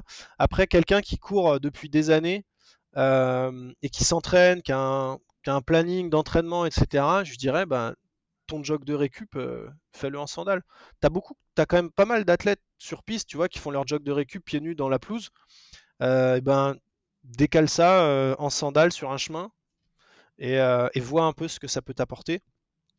Et après, faire des séances, tu vois, sur des séances d'affûtage ou sur des séances où tu vas vraiment travailler techniquement ta foulée. Pas forcément en vitesse, mais où Ouais. techniquement, je sais pas, tu peux te faire une première séance basique, tu fais un 8 x 30-30 en sandales, et tu vas voir que ta foulée, waouh, tu fais 8 fois 30 sandales, 8 fois 30 chaussures, tu vas faire, oh là, c'est quoi, tu vas remettre les chaussures, tu vas avoir l'impression de courir sur des malabars, quoi. Ouais. Et ça, c'est intéressant. Après, c'est comme tout, quelqu'un qui a jamais bu d'alcool, si tu lui fais boire une bouteille de vin cul sec, ça, ça va faire tout drôle. Au même titre, quelqu'un qui court avec des chaussures très amorties et qui va mettre des sandales pour aller courir un semi, euh, il va finir, il va finir, hein, mais il va pas forcément être bien. Ça Ouais. va lui faire tout drôle. Donc je pense que le maître mot, c'est vraiment la sensation. Après, comme je te l'ai dit, c'est de commencer déjà par marcher. Tu vois, de commencer par marcher beaucoup pieds nus, enlever les chaussons, enlever tout ça dès qu'on peut, on est pieds nus ou en chaussettes, mais marcher pieds nus. Après, faire des balades avec ses sandales pour bien sentir la semelle, bien sentir le terrain, développer aussi tous ces capteurs qu'on a sous les pieds et on en a autant voire plus que dans les mains, et ça c'est un truc incroyable aussi quand es comme ça. Et puis après bah, se lancer, et puis après ça, une fois que tu te sens prêt, tu y vas, et c'est bon. Après, faut être très honnête avec soi-même, mais ouais, la progressivité et honnêteté envers soi, voilà, Ouais. c'est les maîtres mots, je pense. Est-ce que tu as vu une évolution morphologique de tes pieds? Ouais, ah ouais, ouais. Euh, Très simplement, quand je vais le comparer par rapport à Altra. Parce que du coup, quand j'ai commencé à mettre les sandales, je mettais du 44 en Altra. Aujourd'hui, là, la dernière paire que j'ai eue, c'est du 45. En Ah fait, ouais. le pied, il s'est creusé, il s'est musclé. Enfin, je pensais pas que tu vois, tu pouvais bodybuilder un pied, mais vraiment, il y a cette sensation. Je te jure, c'est incroyable en fait. Tu, j'ai une copine qui est podologue et j'allais la voir de temps en temps et à chaque fois elle me disait mais non mais Nico tes pieds c'est bien et tout c'est nickel t'en prends soin. Moi je me fais des pédicures, voilà mes pieds c'est mes bijoux et je suis allé la voir 3-4 fois pendant ma transition et à la fin, elle me dit waouh, c'est quoi ce pied? Alors, il est pas énorme, hein, je pas des pieds d'éléphant, tu vois, mais le pied, il est musclé, il est sain, euh, il est costaud, il s'est un peu creusé, il s'est élargi. Les orteils, ils ont vraiment, tu vois, j'ai pas forcé. Il y en a beaucoup qui mettent des trucs, tu sais, enfin Ouais. entre les orteils et tout. Moi, j'ai pas mis de choses comme ça. Je laisse faire un peu la nature, mais je vois que aujourd'hui, je peux écarter mes orteils comme j'écarte les doigts de ma main, tu vois. Et quand tu poses le pied en écartant tes orteils, tu fais waouh. Les gars me mettaient pas sur les poteaux de Colanta parce que les records, tu vois. Reste accroché Mais, tel un gecko. non, mais t'as une préhension, enfin, il y a un vrai truc. Le pied, c'est extraordinaire. Et en termes de développement, de sensations, de tout ça, ouais, sur les sensations, c'est énorme parce que tu ressens autant de choses qu'avec les mains, vraiment, voire plus. Sur la solidité, sur la flexibilité de la peau, parce que c'est quand même en contact, même si tu as les sandales, c'est en contact avec le froid, la terre, l'eau et tout. Et tu te rends compte que des fois, tu es sur des endroits où bah, tu as du sable qui passe, tu as de la terre, tu as des petits cailloux, et même des fois, tu vois, je vais me balader pieds nus, et je me dis, c'est fou, parce que la peau, j'ai pas de cornes, tu vois, il n'y a pas de Ah cornes, oui? il y a une peau qui est un peu plus dure, mais j'ai pas de cornes. Et en fait, tu marches sur des trucs, même des fois tu testes, tu dis mais waouh, ça, ça perce pas, ça rentre pas, tu vois. Je suis pas sado, mais je me dis c'est incroyable la force du truc, quoi. Et tu Ah, te t'as dis pas de là, cornes. C'est intéressant ça. Je pensais, tu vois, avec la pratique que t'as, si tu cours quasiment plus en chaussures, je pensais que t'aurais une bonne couche de cornes quand même. bah franchement non. J'en ai un tout petit peu qui se développe au niveau externe du talon et sur la face interne du gros orteil, mais je la ponce au max parce que je pense que c'est trop dangereux d'avoir de la corne. Parce qu'après ça fait un bloc, tu vois, qui va venir faire un, enfin, tu as la flexibilité de la peau au-dessus, la corne en dessous, et le fait que la corne soit bloquée mais que ça bouge au-dessus, je pense que ça va Ouais. créer des échauffements terribles. Après, tu développes des ampoules sous la corne, là, je veux même pas savoir. Mais non, non, j'ai pas de corne. J'ai pas de corne. Mes pieds, j'ai pas des pieds de bébé, mais presque, quoi. Ils sont tout doux et à la fois hyper solides. Et là, tu te dis, on a cassé, enfin on a cassé, non, on s'est installé dans le confort depuis 2-3 siècles, mais il y a des dizaines de milliers d'années d'évolution, et ce corps, enfin, c'est trop dommage de ne pas le laisser s'exprimer et Ouais. pas de le, en fait, de pas être capable de connaître les limites de notre corps humain. c'est peut-être bizarre ce que je dis, mais de se dire, ok, les gars, il y a 20 000 ans, ils vivaient dans des grottes, il faisait plus froid qu'aujourd'hui, et ils n'avaient pas les nanopuffs Pata, la veste Gore-Tex, la chapka et le duvet Valandré, moins 30 confort, quoi. Ils C'est avaient clair. un feu de bois, deux pots de renne, et ils dormaient tous collés. Et à la fois, ils étaient dehors, ils allaient à la chasse, ils allaient se laver dans l'eau gelée. Et ça, on l'a un peu oublié. Et la sandale, c'est un pas, c'est un début de pas vers ça. Et quand on commence à redévelopper certaines choses, en plus de tout ce qu'on a développé à côté aussi, je trouve que c'est extraordinaire le champ des possibles en fait qui s'ouvre aux personnes qui veulent découvrir ça en tout cas. Ouais. Complètement d'accord. Et tu sais, même plus proche, hein, je sais pas si tu l'as lu, l'Odyssée de l'endurance. Ça te parle? C'est le Non, récit d'aventure de Shackleton. Donc, immense explorateur. On en parlait dans l'épisode avec Mike Horn, tu vois, il racontait que c'était un peu, voilà, c'est ce genre de récits qui, lui, l'ont amené à faire de l'aventure. Et en fait, Shackleton, donc c'était, c'est 1900, c'est tout début de la Première Guerre mondiale, donc 14 ouais, août 1914 de mémoire. ouais, c'est premières explorations arctiques, c'est ça, hein. Premières explorations Ouais. arctiques, exactement. Et en fait, quand tu vois le récit, je l'ai lu avant la PTL justement parce que je voulais m'imprégner d'une histoire vraie qui me fasse un peu redescendre sur Terre quand ça allait être dur sur la PTL pour me dire, bon, c'est juste un trail, on se calme. Et c'est fou, tu vois, c'est exactement ce que tu dis. Les mecs, ils ont passé des mois à dériver en détresse sur la banquise après que leur bateau en bois ait coulé. Ils mangeaient que du phoque parce qu'il n'y avait rien d'autre. Ils avaient des habits, en gros, une veste pendant 1 an et demi par des conditions extrêmes au pôle sud. Enfin, voilà, ça, tu te dis, mais et personne n'est mort. Hein. Ils étaient 20, 27, 28. Ils sont tous rentrés à la maison. Alors, il y en a plus ou moins abîmés, mais ils sont tous rentrés à la maison, tu vois. Et aujourd'hui, toi, tu vois, tu fais un 80 km en sandales, mais je pense que 99,9% des gens, enfin, moi, tu me fais faire d'un kilomètre sur un sentier, je pense que j'ai les pieds en sang et je peux pas m'en Non. remettre, tu vois, pieds nus. Donc, Je pense ouais, en fait, on est installé dans ce complexe-là. Et je ouais, pense réellement qu'on est beaucoup plus solide que ce qu'on pense. Et c'est vérifiable. Et je suis sûr que, enfin, ce sera peut-être pas vérifié parce que Nike et compagnie n'ont pas envie que les gens sachent ça et fassent ça. ouais, Mais honnêtement, euh, tu vois, tout, même je prends mes parents, ils ont plus de 60 ans, ils sont à la retraite. C'est des purs produits, pas du marketing, mais tu vois, dans le sens où ils ont toujours randonné en chaussures. Tu vois, chaussures, il fallait des chaussures montantes parce qu'il fallait que ça ouais. tienne la cheville. Euh, et il y a 2 ans, on part à Ossois en vacances. Alors, je veux bien faire une petite pub pour Ossois parce que c'est la station familiale de rêve. Et je parle l'été, surtout l'été, avec des 3000 accessibles à pied, enfin, de quoi courir jusqu'à plus soif, de quoi, enfin, trop bien, des super petits restos, enfin, vraiment l'endroit idyllique pour passer des vacances sportives. Et cette année-là, je prends le parc test avec moi et je leur dis là, vous êtes avec nous, il y a pas moyen, vous allez marcher en sandales. Et on part faire une balade, je crois que c'était au moment où tu peux louer des ânes et tu vois, on met les enfants sur les ânes. Ouais, Et je crois que c'est ce jour-là que je leur ai fait essayer les sandales pour la première fois. Un peu dubitatif, tu vois. Déjà, ils étaient passés de la grosse chaussure à la chaussure basse, tu vois. Donc il y avait une évolution. Et là, ils ont mis les sandales. Et mon père qui est judoka, tu vois, tu te dis, mais un judoka, le gars, il a des pieds, c'est. Il peut y avoir 200 km devant, il bouge pas, tu vois. Et ma mère qui fait du qigong, du yoga, qui fait beaucoup de choses comme ça, dans l'équilibre et tout. Et c'était un peu pour eux peut-être une mise en danger, tu vois, de se dire attends, on va aller sur un sentier, même si c'est un truc bateau où les ânes passent et tout, il y a des cailloux, il y a tout ça. Ils ont fini la balade, on en a discuté. Et je sais pas, quelques semaines, quelques mois après, ils avaient acheté leur père et ils repartent en vacances et ils font des randos et ils sont en sandales, quoi. Comme quoi, énorme.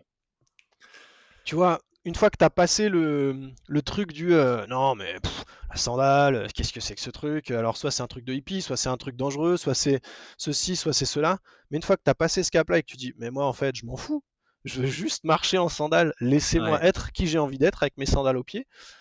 Et quand les gens, ils arrivent à s'affranchir de tout ça et qu'ils vont se balader comme ça et qu'ils redécouvrent des sensations et qu'ils se rendent compte qu'ils n'ont pas besoin de faire, tu vois, une rando de 30 km pour être satisfait parce qu'en fait, souvent on se dit, ben, toujours plus, toujours plus, toujours plus.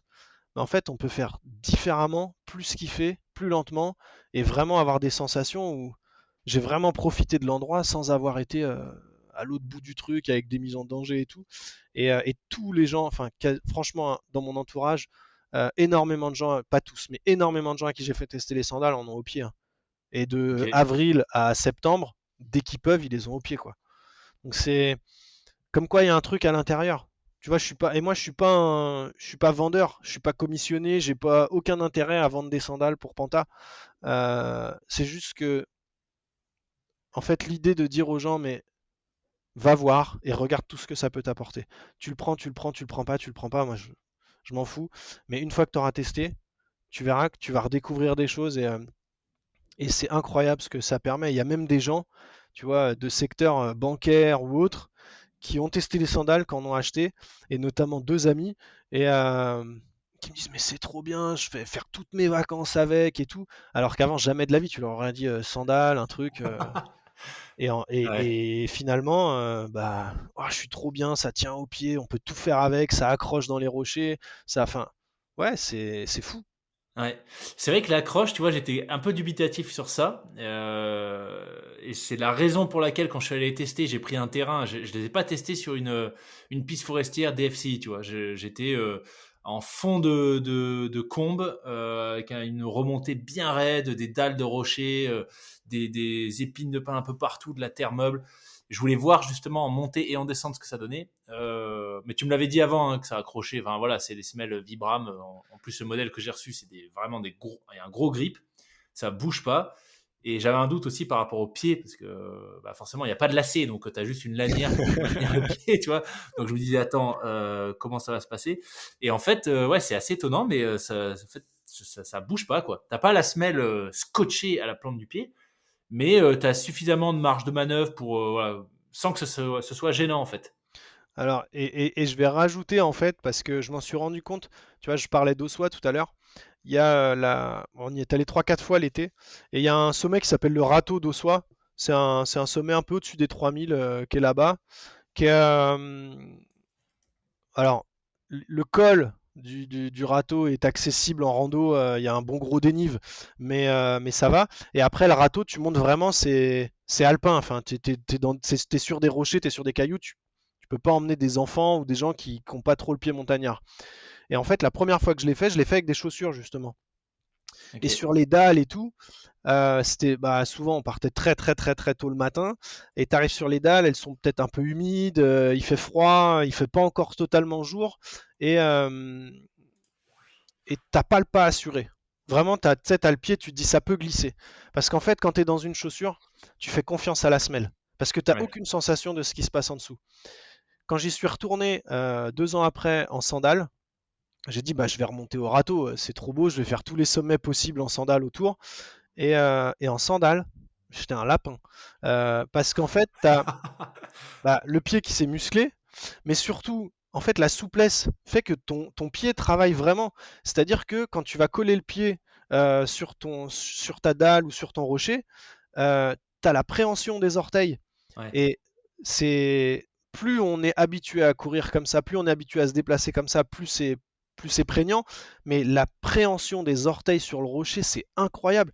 Et en fait, c'est la semelle apporte un plus, mais ce qui colle vraiment finalement, c'est le travail de ton pied. Et Ouais. ça, tu vas le voir au fur et à mesure, et tu vas halluciner de ce que tu peux escalader. Enfin, alors sans que ce soit de la varap, mais tu vois, quand tu as un passage un peu alpin en rocher, tu vas voir, tu mets une chaussure. La chaussure, tu peux juste dire, bah c'est bon, j'ai des bons crampons, j'ai confiance, ça va tenir. La sandale, tu colles le pied et c'est tes orteils qui vont vraiment faire le travail. Et ça change tout. C'est comme si t'escaladais un mur avec une main en bois, tu vois, et tu disais, bah c'est bon, elle est solide, elle va, ou une ventouse, la ventouse va tenir. Sur l'autre main, t'as ta main qui est nature, qui est naturelle. En termes de préhension sur une prise, entre la ventouse et la main, Ouais. euh, je suis sûr que, en tout cas, du point de vue de mes forces, du point de vue psychologique, du point de vue de tout ce que je peux avoir à l'intérieur de moi, la main lâchera en dernier. C'est le même principe entre sandales et chaussures, en fait. Hmm. Et cette sensation que tu as eue, c'est vraiment, alors pour l'instant, peut-être que tu t'en es pas rendu compte, mais c'est vraiment parce que c'est le travail de ton pied qui fait que ça accroche. Ok. Et pas juste une semelle finalement assez rigide qui colle. Ouais. Bah, c'est sûr que oui, la semelle est beaucoup plus souple. La sandale, tu la roules sur elle-même. Ah Donc, bah ouais. par rapport aux aspérités du terrain, etc., voilà, j'imagine que ça colle beaucoup plus au terrain Ah versus, bah oui. tu vois, ma grosse paire de chaussures, c'est une paire de Meindl bien rigide. Le truc, tu poses ça sur une pointe, c'est une planche, quoi. Ça reste Ouais. droit. Donc, mais ok, super intéressant. Dernier sujet peut-être sur les sandales, tu parlais de voilà, peut-être le gros sujet c'est s'affranchir des croyances qu'il peut y avoir autour de la sandale.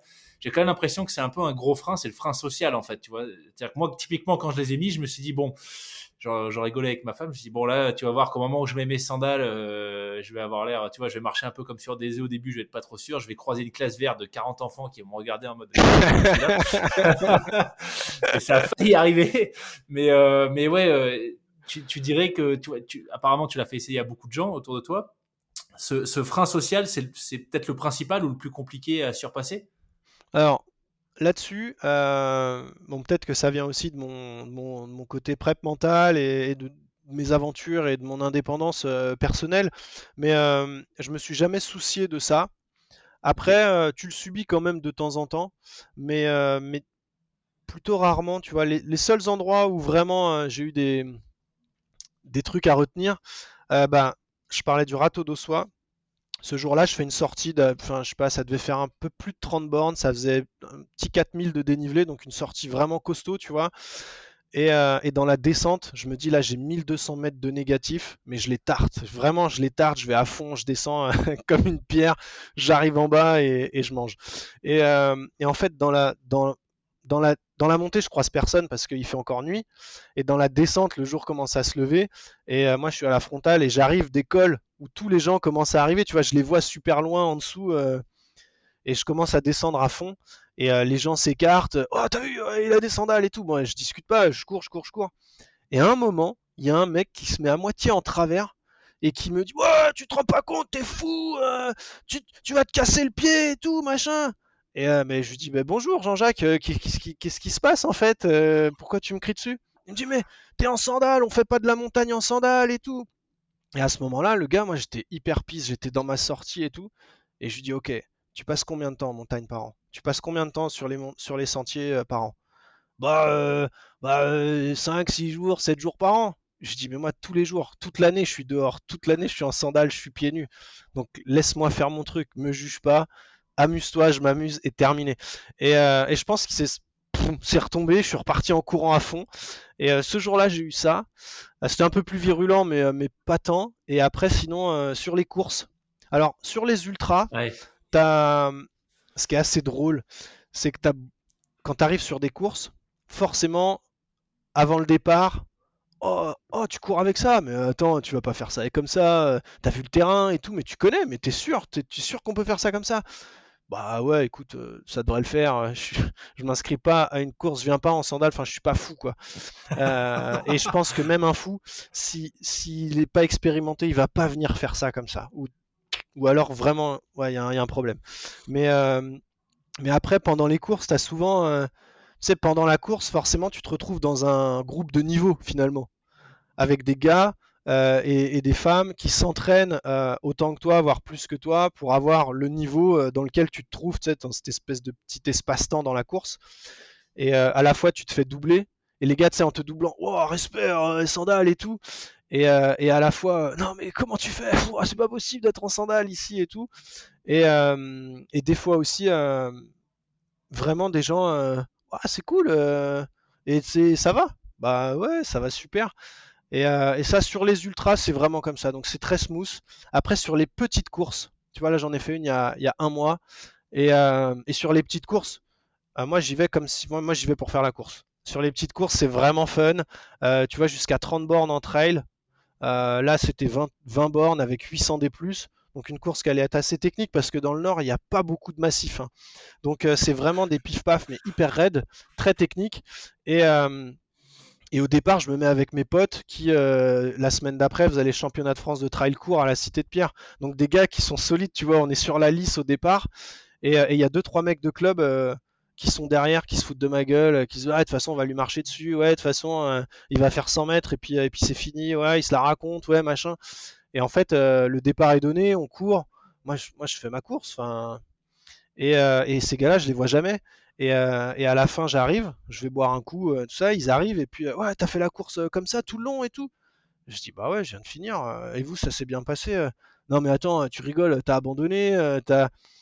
Bah, les gars, on s'en fout, on a couru, on s'est éclaté, c'est tout.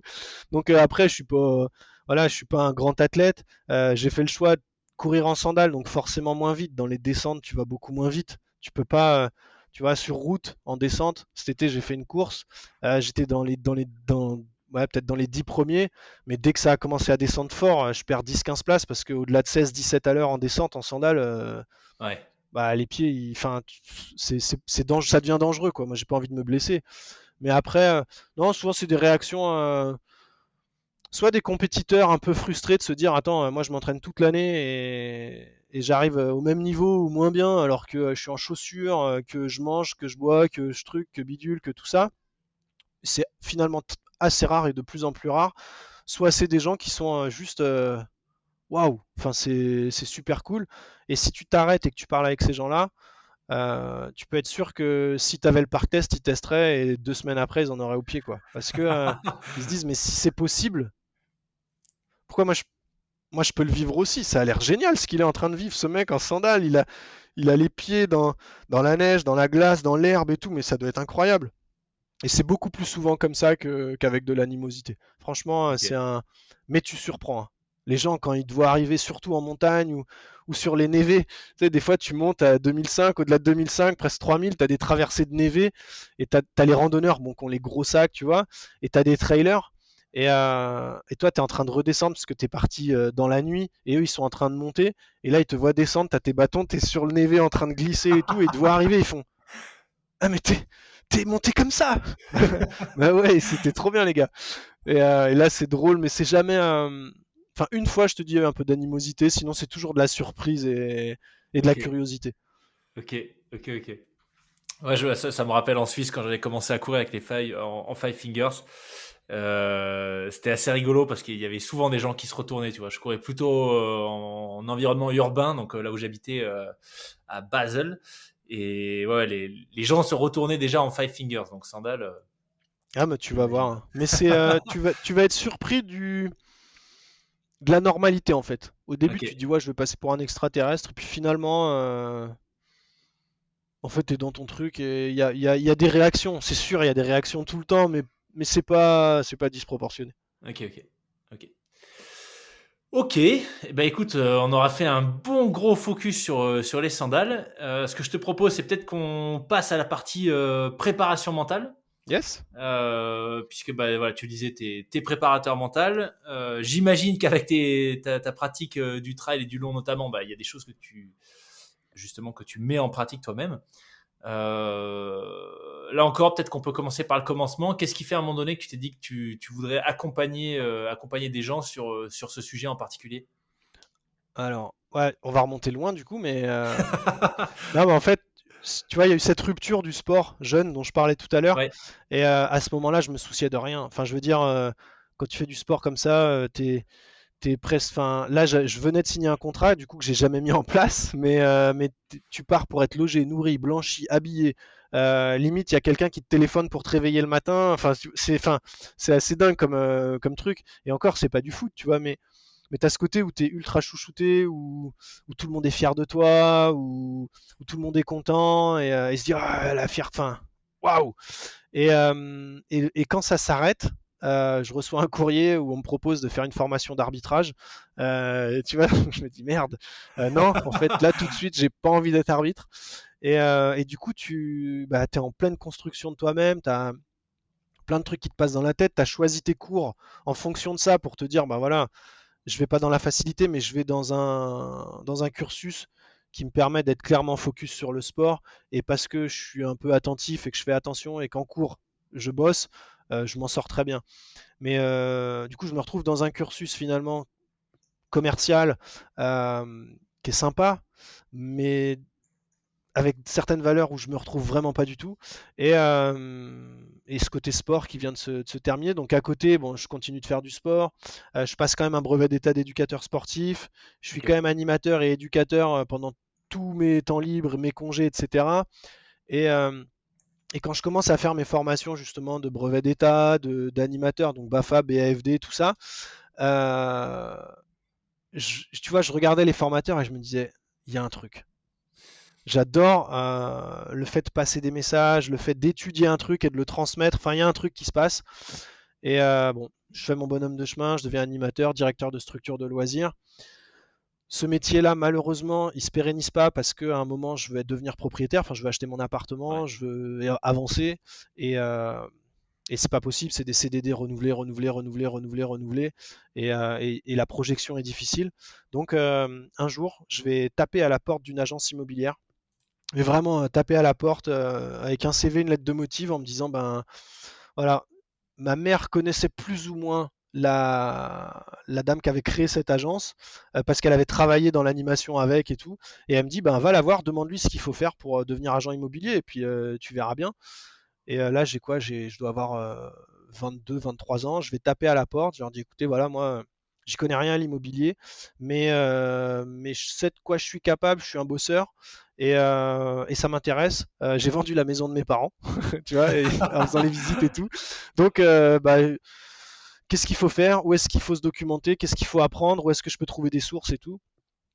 Et alors ils me disent bon bah là il y a pas de boulot tout de suite. Au premier entretien ils me disent j'ai pas de poste à te proposer. Par contre tu peux aller à cette librairie là dans Paris. Donc je sors de l'agence, il doit être je sais pas 14 heures. Je vais à Paris, je vais à la librairie, je prends les bouquins, je bosse bosse bosse bosse. Et peut-être quoi 3-4 jours après le patron me rappelle, il me dit écoute j'ai un poste à ce niveau-là. Si tu veux commencer, on commence le début de mois prochain, t'essayes et on y va. Et du coup j'arrive avec une envie mais immense, tu vois, de bosser, de faire mon truc. C'était sur le côté location. Je bosse, je bosse, je bosse, je bosse. Et à côté, je vais en formation. Et à chaque fois que je vais en formation, je me dis putain, je vais être de l'autre côté de la table, je vais être de l'autre côté de la table, je vais être de l'autre côté de la table. Et j'avais vraiment, tu vois, l'aspect pédagogique que j'avais développé sur toute ma partie d'avant. Et voilà, donc il se passe ça. Après, bah, les projets familiaux se mettent en place, on achète l'appart, enfin tout commence à se développer. Et, euh, et puis on part en province. En province, bah, du coup, je suis obligé de changer de boîte. Je me retrouve à un moment avec plus rien. Je cherche les offres d'emploi, je postule dans une banque, je rentre dans une banque, je vais en formation quasiment 2 mois à Paris. Et là, je dis, mais il faut que je sois de l'autre côté de la table, c'est pas possible. Enfin, je suis, je suis fait pour être de l'autre côté de la table. Et après, ça se confirme avec mes collègues, etc. Parce que je fais un peu, tu vois, un peu référent. On vient me demander des trucs et tout. Et puis, il y a le trail qui devient de plus en plus prégnant. Il y a l'ultra-endurance. Il y a ce côté voyage intérieur. Toute ma enfin, entre guillemets, ma spiritualité sur justement tu vois, les aborigènes d'Australie avec le didgeridoo, la course minimaliste, tout cette espèce de complexe que je suis venu chercher, un peu nature et tout, qui se développe, qui se développe, qui se développe. Et vraiment, quand je dis les sandales ont changé ma vie, c'est qu'elles m'ont permis de mettre un accélérateur, mais énorme, sur qui je suis, qui j'ai envie d'être et qui je veux devenir. Et, euh, et en fait, je me dis, allez, c'est bon, là maintenant, je m'affranchis, je développe mon truc, c'est maintenant. Et là, je me lance, ça devait être 2019, je commence vraiment les formations, j'achète tous les bouquins que je peux, j'étudie toutes les théories de préparateur mental français de Claude Target. Je suis désolé, monsieur Target, mais franchement, j'ai pas fini. C'était impossible à terminer. Mais tout le reste, je m'inscris à des formations, je me forme, je me forme, je me forme. Là, j'ai investi énormément d'argent dans la formation et là actuellement, je travaille avec l'Académie de la haute performance, donc je continue encore d'étudier, de chercher, de tout ça. Et, euh, et puis à un moment, bah, la boîte se crée, je commence à avoir des contacts. Finalement, je fais jouer mon réseau parce que bah, je vais former dans l'agence immobilière quand même avec qui j'avais travaillé. Et puis au travail, je teste deux, trois petites, vraiment des bribes sur quelques collègues. Et là, je me dis, ah ouais, ah, la puissance du truc. Et, euh, et puis plus ça va, plus je me passionne. Et puis en fait, ben là, c'est un truc, tu me dis, demain, tu signes un club ou demain, tu vas bosser. Tu vois, là, j'ai une comédienne de l'opéra urbain de Molière, la prochaine comédie musicale de Dovatia qui va bientôt tourner. J'ai un explorateur qui vient de finir la traversée de l'Islande d'est en ouest en hiver en vélo. Euh, Ça d'ailleurs, je te donnerai son nom parce que je pense que ça te fera un super épisode. Vraiment, Ouais. Tu m'as dit Voilà. Islande hiver vélo, j'ai tous mes voyants qui se sont allumés d'un coup. Je savais. J'ai un club d'athlètes local là, qui m'a confié des athlètes de très haut niveau aussi. Bah, tu vois, qui finissent le 10 km, on est sur 30 minutes. Le 5 km, on est Ah sur oui. 14-30. Le 800 mètres, on vise un peu en dessous des 1,50. Enfin, voilà, donc j'ai des athlètes. Et puis à la fois, j'ai aussi voilà, des projets en entreprise. Euh, J'adorerais, alors je sais que tu as un réseau de fous avec ça, mais c'est pas eux peut-être qui m'aideront, mais j'adorerais un jour travailler pour des forces militaires, tu vois. Là, j'ai peut-être un contact au niveau de la police, mais ça, c'est des métiers, j'adorerais les approcher par là. Et après, j'ai des suivis, des gens qui créent leurs entreprises. J'ai même des jeunes, hein, ma première cliente, c'est ma fille qui fait de l'équitation, qui a 8 ans. Et hier soir, tu vois, le soir, plutôt que de lui raconter une histoire, elle me dit non, ce soir, papa, je voudrais que tu me fasses un peu de préparation mentale pour mon concours dans 10 jours. Je dis bah ok, on y va, tu vois. Et ça va, ouais, de 6 à plus de 80 ans. Je me suis occupé d'une dame qui était malade et qui voulait se sentir bien avec ses enfants, parce qu'elle va être emportée par la maladie et elle voulait bien le vivre. Et elle a vu des psychiatres et tout et ça marchait pas. Et de bouche à oreille, on a discuté, on a travaillé ensemble et elle s'est complètement détendue, elle va super bien. Et bon, elle est en fin de vie quand même par rapport à sa maladie, mais tu vois, ça touche vraiment tout le monde.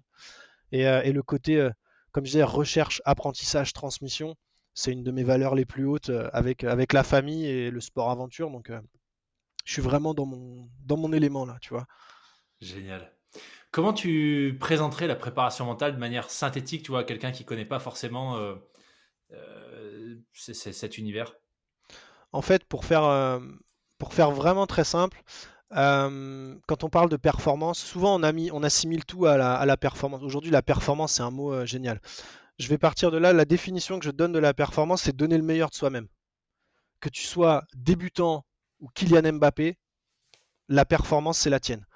À partir de là, souvent on dit que la performance se construit autour de 4 piliers: technique, tactique, physique, mental, classique.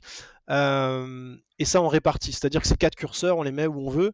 Et à la fois, euh, tu- la technique, tu la développes pas sans le mental. La tactique, tu la développes pas sans le mental. Le physique, tu le développes pas sans le mental. Donc le mental, il est quand même plutôt important dans la balance. Et du coup, le mental, je dirais que c'est l'énergie de l'être, de la pensée, qui va diffuser un petit peu comme une onde électrique dans le corps via la moelle épinière à tous les membres pour pouvoir bouger. Après, il y a la préparation mentale classique, c'est une boîte à idées. C'est un établi qu'on peut transporter avec soi, dans lequel on va ouvrir des tiroirs sur la confiance en soi, sur la motivation, sur la concentration, sur l'estime de soi, sur des exercices de respiration, des routines, des ancrages, que sais-je encore, enfin plein de techniques vraiment dédiées à une situation. Et à la fois, tu as la partie aussi préparation mentale, et c'est ce que j'adore et que je travaille actuellement avec l'Académie de la haute performance, où là on travaille sur l'identité. En fait, un outil, je dirais que l'outil c'est le pansement. L'identité, c'est la source. Et à partir du moment où tu vas travailler sur la source, sur l'être, sur certains blocages qu'il peut avoir et que tu as déverrouillé ça, à partir de ce moment-là, tu peux aller mettre en place des outils pour différentes situations.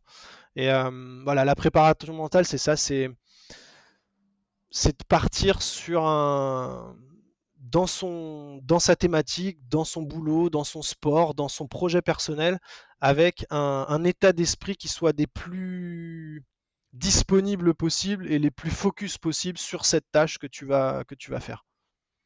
Ok. Je sais pas si ça convient comme définition, mais en tout cas, c'est comme Ouais, ça super que. clair. Super clair.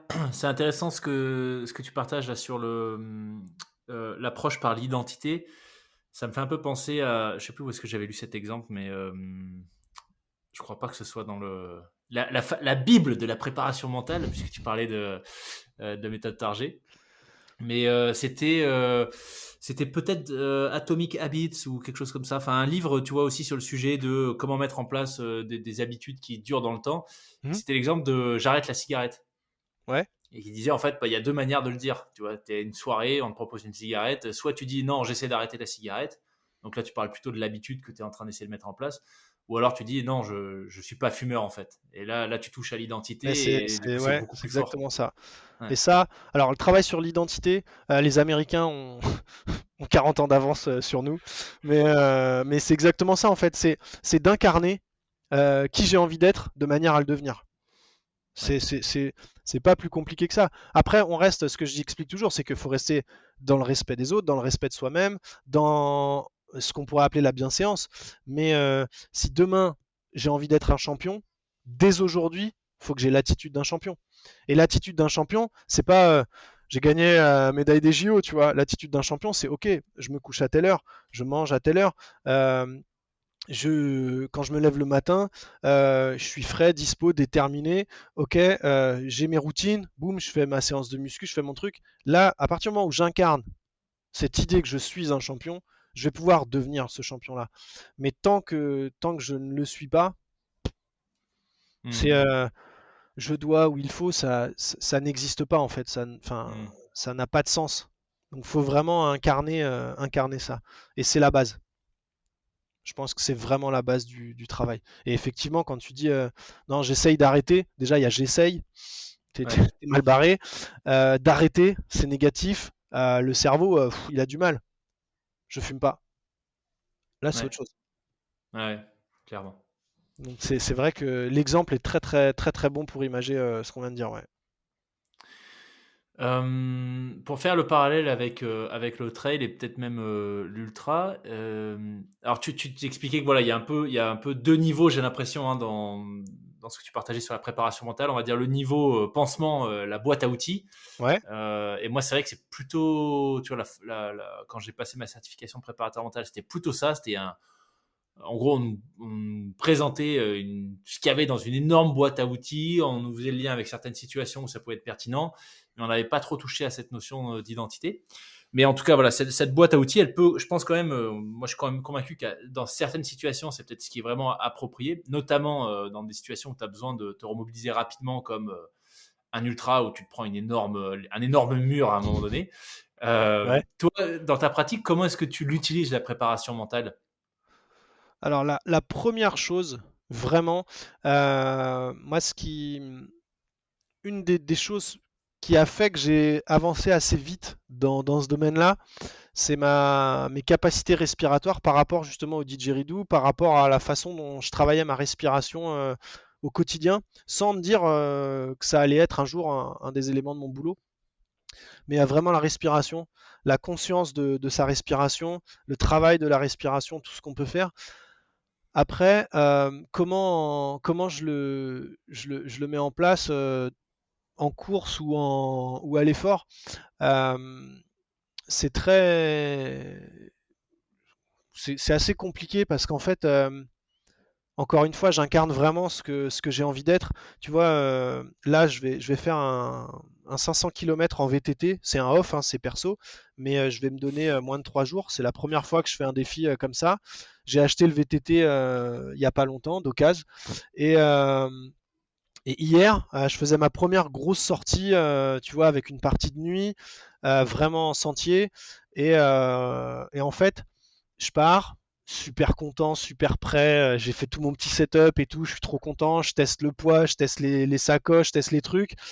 Et au bout de 10 bornes, avec la tempête qu'il y a eu ces derniers jours, en fait, il y a des arbres dans tous les sens. Et je passe par-dessus un arbre, je vois pas celui qui est derrière, je plante et je m'explose la jambe, le tibia sur une souche, tu vois. Et ça me lance une douleur de taré dans tout le tibia. Et à ce moment-là, il y a deux, trois solutions. Soit ben, j'ai mal, je pleure, je descends, j'arrête. Soit, soit ok, pourquoi je suis là? Qu'est-ce que je fais là? Euh, Quel est le but de cette sortie? C'est de tester des choses. Ok, bon, je tapote, ça a pas l'air trop abîmé, ça a pas l'air trop saigné. En tout cas, à travers le cuissard, il n'y a pas de traces. Je me dis, bon, ben, continue, hein, on est là pour tester, on teste.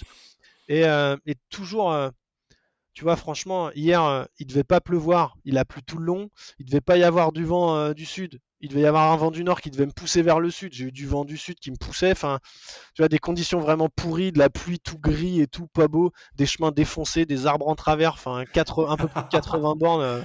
C'était vraiment pas facile. Et surtout pour une première sortie VTT après des années sans aller sur les sentiers en vélo, que sur la route.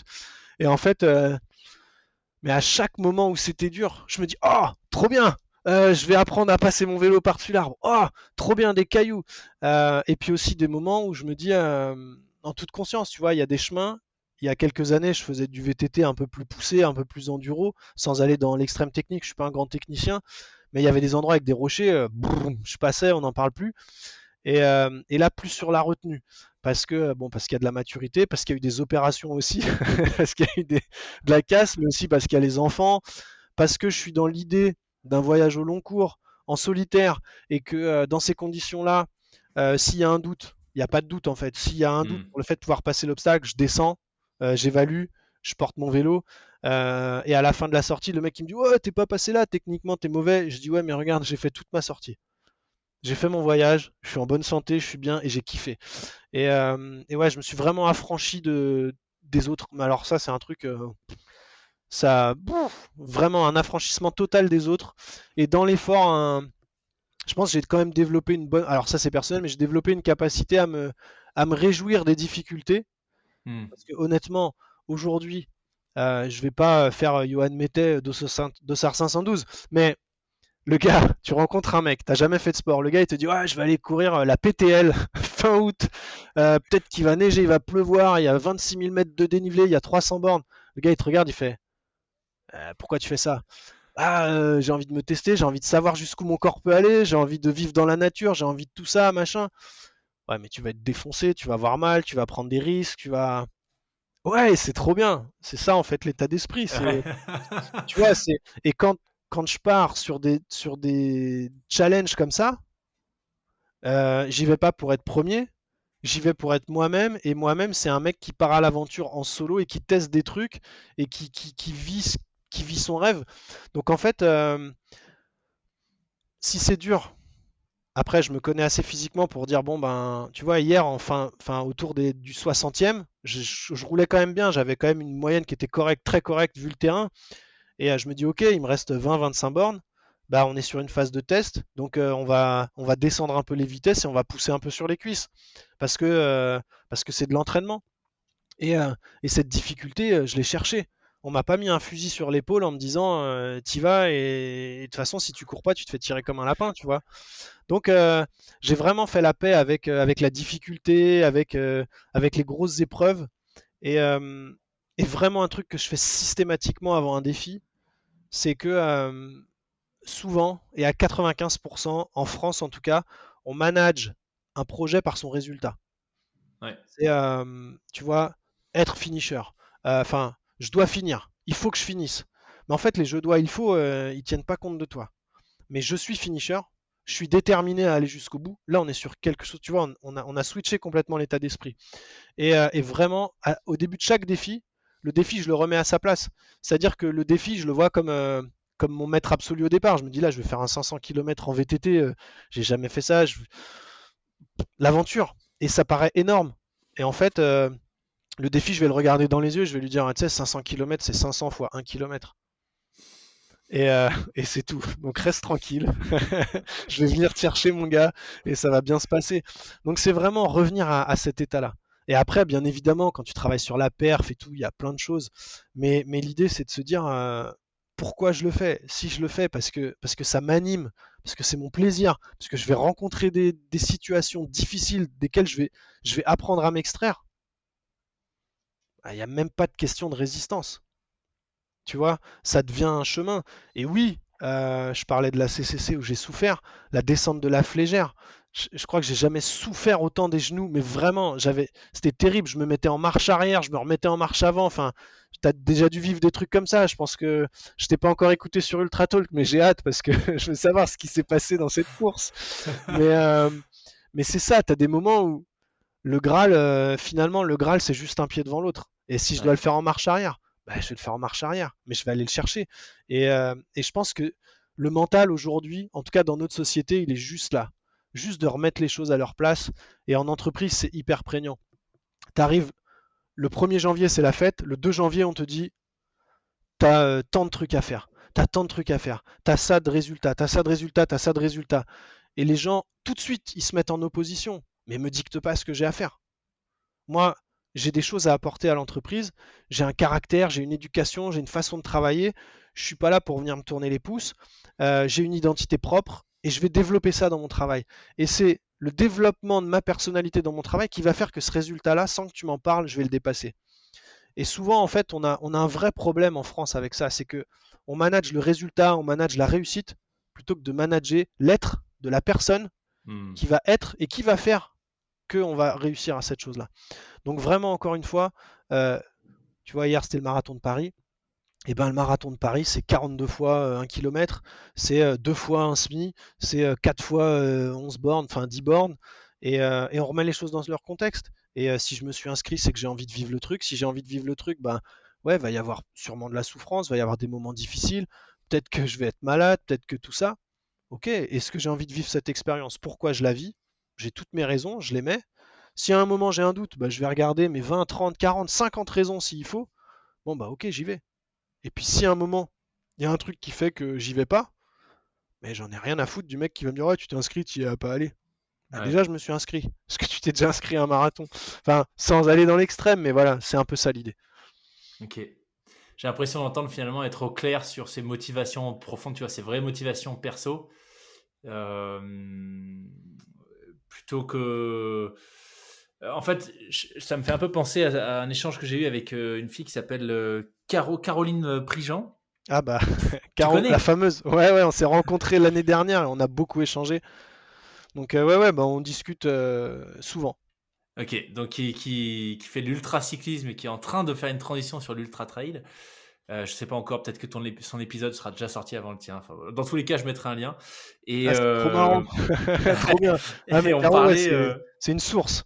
Ouais. Ouais, bah, ouais, ouais, carrément. Et puis on parlait, tu vois, justement, elle nous racontait une course qu'elle a fait dans l'Atlas au Maroc, où il y avait pas, où le mental était pas là en fait. Et alors que tout le reste, c'était un format qu'elle avait déjà fait, des distances qu'elle avait déjà fait, une logistique qu'elle avait l'habitude de gérer. Voilà, elle était dans son élément, Mm. voilà, son élément étant l'ultra.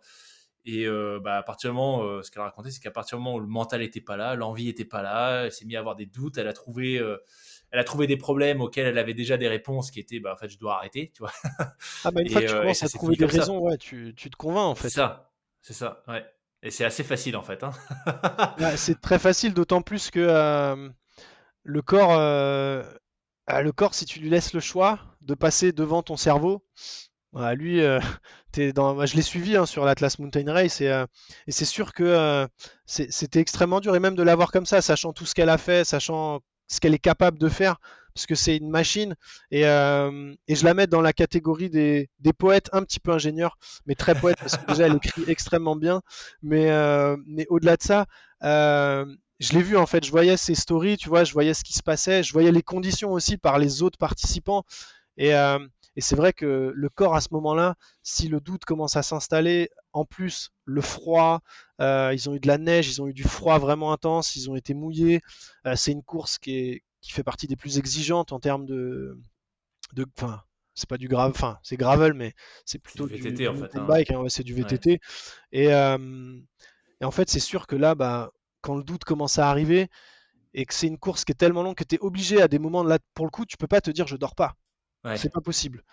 Et quand tu commences à dormir avec ton esprit, ton inconscient qui veut dormir, ton conscient qui sait pas trop, et que toi, tu es défoncé, tu as froid, tu as faim, et t'as pas la sécurité de la suite, c'est compliqué, hein. C'est Compliqué, vraiment ouais. très très très compliqué. Mais encore une fois, je pense que cette aventure-là, elle va avoir beaucoup plus d'effets positifs pour elle qu'elle n'en a eu de négatifs. Ça, c'est une certitude. Hmm. C'est une certitude parce qu'elle a découvert énormément de choses dans cette aventure. Ouais. Tu vois, on l'a pas débriefé plus que ça, en tout cas, on n'en a pas discuté.